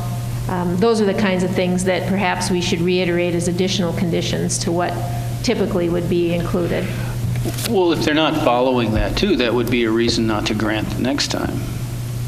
It would be. I mean, for us to really follow up with the fact that, give them a critique at the end and say, and report back to us, I mean, these are the kind of things that would say, well, puts a different light on it. We want them to hold these events, but we also want them to hold it so that public safety is not at risk. So, I mean, I'm all in favor of the chief talking to him, or you, or anyone from the city, to say these things need to be tightened up, and it'll affect the next time that comes before us. And we can have that conversation with them. Okay. Well, I think if we're going to approve it, we better set the conditions now. Yeah. I mean, it's going to be awful easy to come back in 2 weeks and say, well, I didn't understand that. It wasn't in writing. Well, it is in writing. Well, no, it's not in writing. Well, they've got the... No, when they get the He permit. wants to have an officer there. They're not expecting 1,000 people. The things that will change is that we would want to put the officer in there regardless of how many people come, not wait till the 1,000 people. And who pays for that officer? And then they would have to pay for that officer. We would bill them for that Okay. officer for that time. And then the other thing is that he had recommended that they have an employee of one of their establishments man the gate, not consuming alcohol. And so that's No, that has different to than be the a condition. volunteers, so that's something that we would need to make sure that they have an actual employee, a paid employee manning that gate. and That makes sense. Then they're liable if they're letting in underage people, as opposed to it's just some, who knows who it is, who has no responsibility. Correct. Because then that bar owner is going to be liable. The issue of the alcohol part, though, is maybe a little problematic in the sense of, does that mean any, or is that you're going to make them blow on the breathalyzer, and if you 0.08, you pass. What we want is competent staff on there, and whether they're drinking or not, I'm not going to stand here and judge that. I think, though, having them have an employee manning the gates seems real. Seems reasonable. That seems very appropriate. Right. But to throw the no alcohol thing in there just seems more problematic. But again, that's part of tightening it up. I mean, if it does get to that, well, sure. But I don't, I think they need to know that. So would it be... We better tighten up on the cleanup, because I've heard complaints about how it's not clean the next day. Okay. So I think these are the things that staff will take back to these bar owners, maybe meet Brian and Vicki together and explain some of our concerns. It sounds like, though, for this particular event, our discussion here has been that we would like to include possibly include 2 additional conditions. One being they pay for an officer to be there on site during the event, and that they have employees that are manning the entrance gates. Does that sound like that's what this council is considering? Well, in addition, I'd like to see them enforce the cleanup. And the other concern that I have is as regards to the blocking of the street. Like I say, there are people put out the barricades, but city staff delivers them and takes them away. We just deliver them and we leave them on the sidewalk during working hours, and then they take them and they put them up, and then they put them back on the sidewalk. Same thing we do for Sinclair Lewis. Sinclair Lewis is a citywide operation. But this is This is citywide. not. This is about 7 bars downtown. Yeah, but everybody can go Sinclair to it. Lewis is a weekend celebration for the city. Not the parade. And what? We do the parade. Parade is a citywide thing. All right, guys. All right. Just for the sake of... People from the city can go. I'm going to keep us on task here a little bit and try to move us forward. Jim, Actually, it's getting late, I can tell. Actually, my point of view and the whole thing is, we can put all them conditions on, but I think the bars are going to set themselves up to fail on this thing. Mainly because years ago I did a lot of security for street dances and everything, and you put a security shirt on, there was no alcohol. You didn't drink, because that person's liable for you. So you take 1 sip, shouldn't even be on duty. The other thing is, we're talking Halloween. Well, we're talking And Friday Chief before Fredericks Halloween. can tell me Halloween is probably one of the biggest security nightmares there is, because you don't know if it's a minor that's dressed up or someone that's 60. This so isn't you're Halloween. talking. Huh? This isn't It's Halloween. a Halloween crawl. Yeah, but it's, Yeah, but it's it's not not Also Halloween. the weekend that the bars that I know are planning on having the celebration. Okay. Oh, they are So, wristbanding too. I've neglected They always to go say that. before or after that, So how are you going to control it? Someone at the gate, you're not going to control that. They can put it underneath their costume and walk out with it And that's their regardless. challenge. That's their challenge, but to me, it's too short notice to even be there. There's too many issues on the table. Well, that's my biggest concern. It's just, there's no time to even think about it hardly. Right. All right. What is the wish of the council? Would somebody please entertain a motion? We got, I thought Mike did. I'll make a motion that we approve the street closure and temporary extension permit for the Halloween crawl on October 26th. Do you want to add any conditions? And 2 conditions that they hire a police officer and, what was the other one? Employees. An employee at the gate.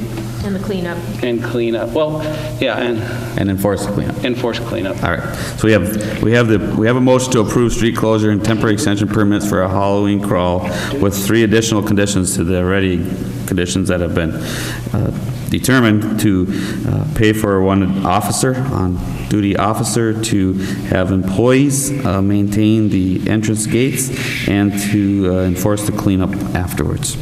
A motion. Do we have a second? We have a motion by Mike. Have a second? I'll second it. Is there any discussion? I'll call the motion. All those in favor signify by saying aye. Aye. Oppose? Aye. Motion fails. 2 in favor, 3 against. All right, is there any other motions to be made in regards to this action? None? Okay. We don't need to make a motion to deny it, do we? No, it's automatically denied. We didn't approve it. So, I will say that I'm not opposed to having this come back next year more than, 8, 9 days before they want to hold the event. all right. I think that's fair. Moving on, Walnut Street Garage. Vicki, unfinished business? At the time that we constructed the new cold storage building at the Public Works facility, it was stated that the sale of the Walnut Street Garage would help to fund the construction. In addition, it was considered that the sale of the garage and return of the value to its tax base was also a part of that decision. The property includes half of the vacated 4th Street South, so the south property line lines up with the center line of 4th Street. So if you're looking down that, that's the south property line. The total parcel size is 166 by 99. The building is 68 by 30, has a concrete floor, water, sewer, and electric. And I did have a file copy of the certificate of survey, which I just noticed the total square footage on the certificate is not accurate. I wanted to bring this back up to the City Council to discuss whether we should, if we still want to sell it, if that's still a viable option, and how we prefer. Do we want to list it? Do we want sealed bids? Do we want live or online auction? Do you want to send this to a committee to review and come back with the recommendations? It just came back on the agenda as unfinished business. I do have several people actually that keep asking me about it, and so I said, okay, I'll bring it back up again and let the council have that discussion. Have we ever had an appraised value? It appraised? We have not had it appraised. God, that sounds like a good idea. I mean, I don't have a problem. Well, we talked about selling it. I mean, that's what we've always talked about. And I think that's, certainly if that's what our wishes were when we first started, I think we're probably all in agreement that that's where we're still leaning. But we got to know what the value is to some degree. So, I think because of the interest, the appraised value versus, I just don't know what it's going to come out. I really can't guess. Right. So, if you want to spend the money and have an appraisal done, we can do that. I'm kind of have an comfortable idea with of what kind of listing money. it. I'm comfortable with asking the agents to list it. They'll know what kind of value to put on it.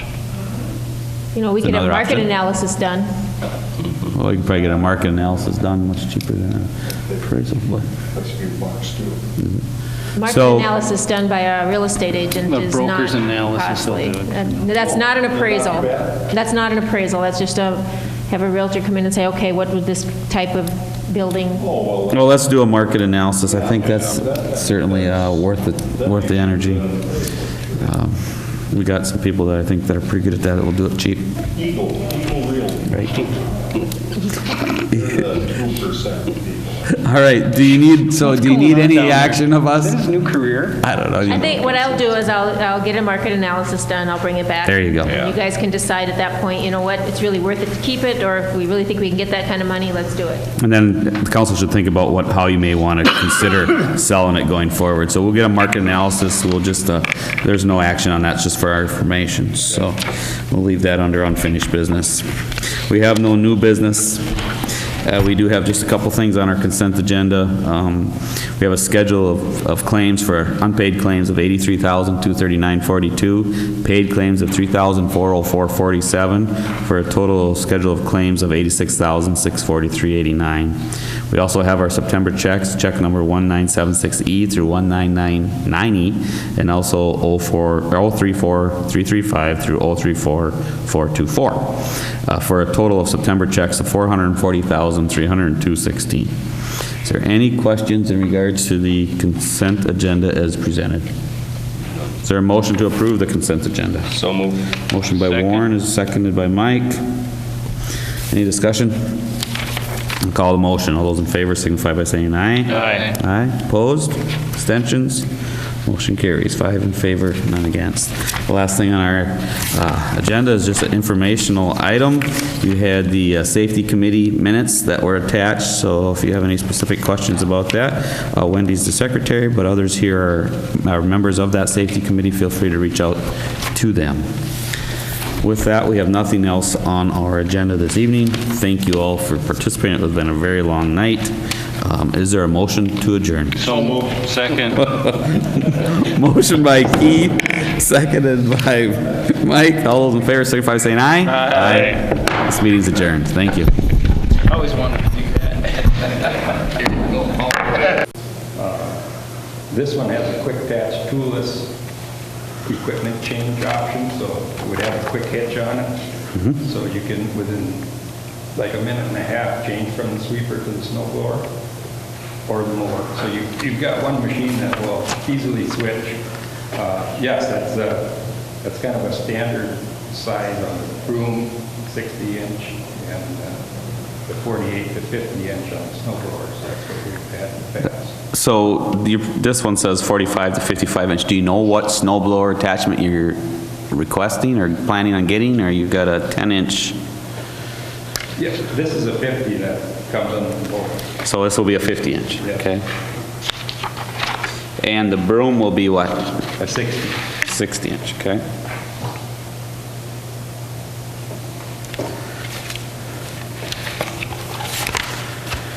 The John Deere did not have a quick attachment.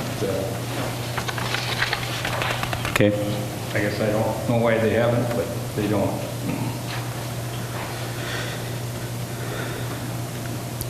The one question I got is we're replacing a 1445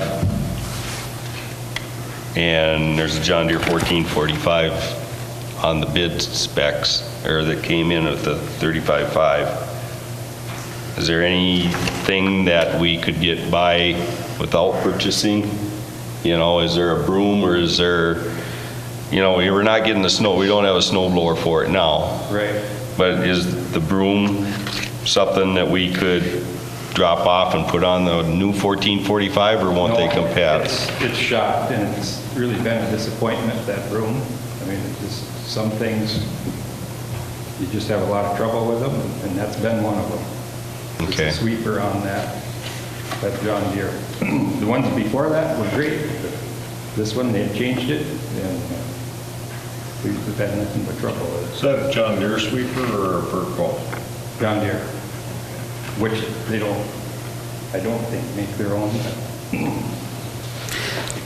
And so the existing mower and sweeper and attachments, are we going to get rid of that then? Are we going to sell it, or is it going to go to bids? What's the plan? Once we have this here delivered, and so we could put it right up, I think the min bid, because it worked so well last time with that little garden tractor that we sold. It exceeded what we expected to get out of it. And I'm thinking this is going to be roughly worth 7,000 to 8,000 selling it bid-wise. Okay. And so our plan is not to keep it and keep putting money into it, it's Right. going to get rid of it? It's 10 years old, and I think it's right at $1,800 on it, so it's... How many? 1,800. Okay. The other question I got is, we've had this mower, the 1445, for how many years? 10 years. 10 years. How many years have we gone without a snow blower? You know, do we actually need the snow blower now that we got the tool cat and that? Well, yeah, we really do, because that's just a little bit too big to fit everywhere down our sidewalks with these fancy lights we've got. Okay. Good way to put it. More about them, but,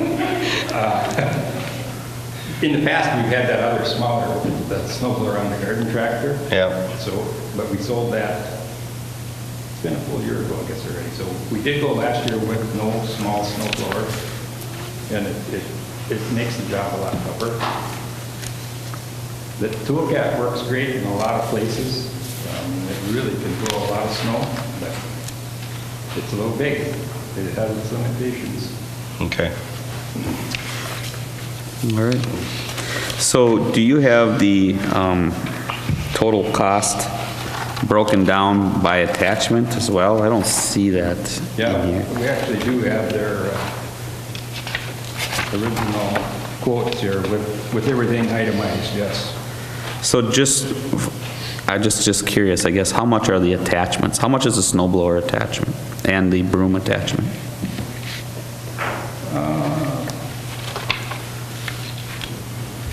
60-inch sweeper, and it's because, I mean, some of this is going to be, the quick attach hitch is quoted separately, that's $1,300. what you need to use these for quick attach. But you buy one and it's used on all Yep. pieces. So just the attachments themselves. The rotary, 60-inch rotary sweeper is $38.70. Snow blower is $41.55. Okay. Those were the Kubota numbers. All right. Thank you. I just wanted it for information. Any other questions? So do we have a total dollar amount here? I don't see it in my list, Vicki.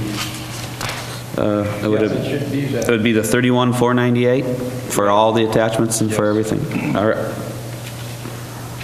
And that's without sales tax. Okay. Very good. And that falls into that Tier 4 in 14 as well, those Tier 4 engines. The salesman told me that's going to change the price of this machine, $3,500 to $4,000. Wow. Okay. Okay. Big difference. Very good. Any other questions? How much have we got in the sinking fund?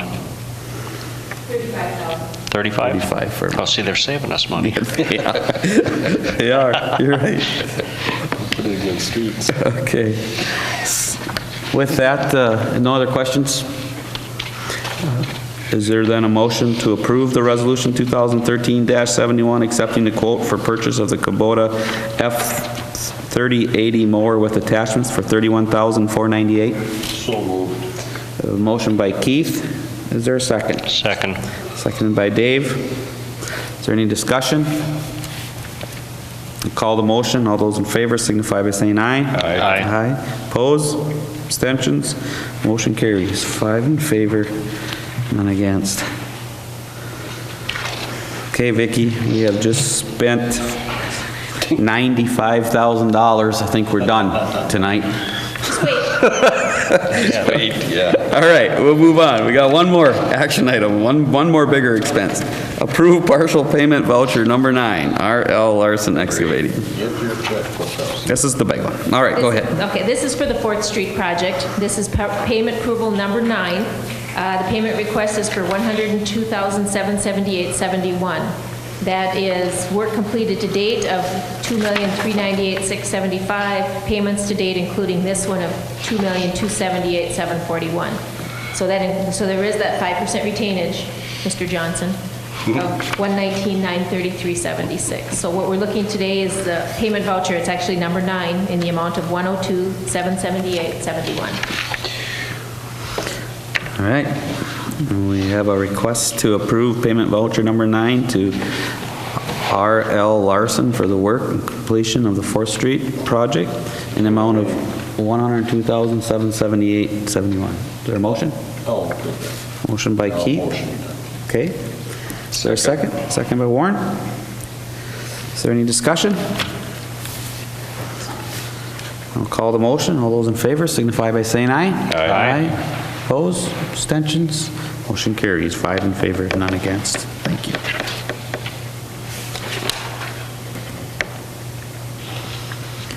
We'll move on to our unfinished business. We have no unfinished business, so we can go right into new business. We have a couple things for new business this evening. Vicki, tree planting plan. We just have 3 items there. On the tree planting plan, the staff has started working on that proposal for the city.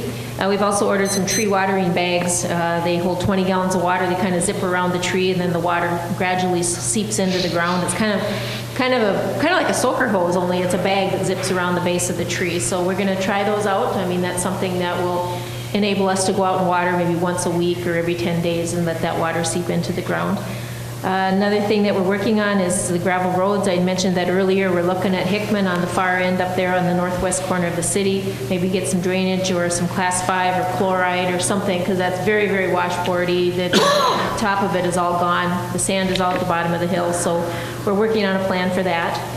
Another purchase that we're going to have to do is a control box at the arena for the fire alarm sprinkler system, etc. This will be the 3rd one in the arena. We're going to move it into an area that's more climate controlled, and hopefully that'll extend the life of it. And so that's just kind of some things that are going on as they start ramping up. We're going to put ice in the arena in a few weeks, so it's hard to believe that's coming already, but it is. But there's just kind of some of the things that are going on that maybe are a little bigger than than normal day-to-day activity. That's only a control box, that isn't a new system or anything? No, not a new system. Any questions in regards to the new business then? No? All right, well, we'll go into our consent agenda. We have a few items on our consent agenda this item, and I'll just go through them. Schedule of claims for unpaid claims of $140,544.47, paid claims of $1,506.40 for a total of $142,050.87. We had our August checks totaling $977,054.78, as check numbers 1950E to 1975E, along with 034-226 to 034-334. We also have several contributions. We have a resolution 2013-72 accepting these contributions. We have the police department received $500 from ECM Publishers, the Sauk Center Senior Center $300, the ambulance department $500, the fire department $500, the Sauk Center Senior Dining $300, all of these from ECM Publishing, and also the arena of $5,000 from the Sauk Center Youth Hockey Association. I want to thank them for those contributions. Also, we have a request from Jim Winters representing the American Legion Post 67. They submitted a temporary extension of premise permit for a 5K run and a DJ music in their north parking lot on Saturday, October 19th from noon till 10 p.m. And we also have a second request from Jim Winters and Jeff Quistorf representing the Legion for a road closure of Park Road. The Park Board made a recommendation for the closure of the road from the intersection of Oak and Park Road to the boat landing. Any questions in regards to the consent agenda? Vicki, I just want a clarification that item E, is that in conjunction with D? Yes. Okay, so that's the date and everything's are the same. Part of the 5K run. That's what I thought. There. Okay. Any other questions? Hearing none, is there a motion to approve the consent agenda as presented? So. We got a motion by Warren. Second. A second by Mike, or excuse me, second by Dave. Is there any discussion? Oh, one question. Is Dave still here? Yeah. On the Frederick's Tire and Oil, it says 3 tires for the Toolcat. Did we change the 4th one at a previous time, or? We did a little earlier in the year. It got damaged. One got damaged. Okay. The tires that were on that are no longer available in that same tread design. So our plan was to buy that one then that matches these other 3 now. So Okay. we just prolong the Because I knew there was 4 tires, and I didn't think that we should be changing all 3 of the 4. And okay. All right. They only Okay. drive it on 2 wheels anyway. All right. Is there any other questions in regards to the consent agenda? No. I'll call the motion. All those in favor signify by saying aye. Aye. Aye. Opposed? Abstentions? Motion carries. 5 in favor, none against. The last thing we have in our packet is the informational that is a reminder of the City of Sauk Center's 2013 Fall Cleanup Day. As Sarah stated earlier, it's Friday, September 20th, from 8 a.m. to 7 p.m., and then again on Saturday, the 21st, from 8 to noon. It's located at the Civic Arena parking lot, which is 818 Center Street. The things is offering free disposal of the following items: refrigerators, freezers, washers, dryers, stoves, air conditioners, microwaves, humidifiers, furnaces, water heaters, computers, towers, copiers, all sorts of scrap metals, batteries. The only thing there will be a charge for will be computer monitors, and TVs will be accepted for a fee of $10. Cash only, please. That being said, there's nothing else on our agenda for this evening. Is there a motion to adjourn? So moved. A motion by Dave. Is there a second? I'll second. Seconded by Keith. All those in favor signify by saying aye. Aye. This meeting is adjourned. Thank you.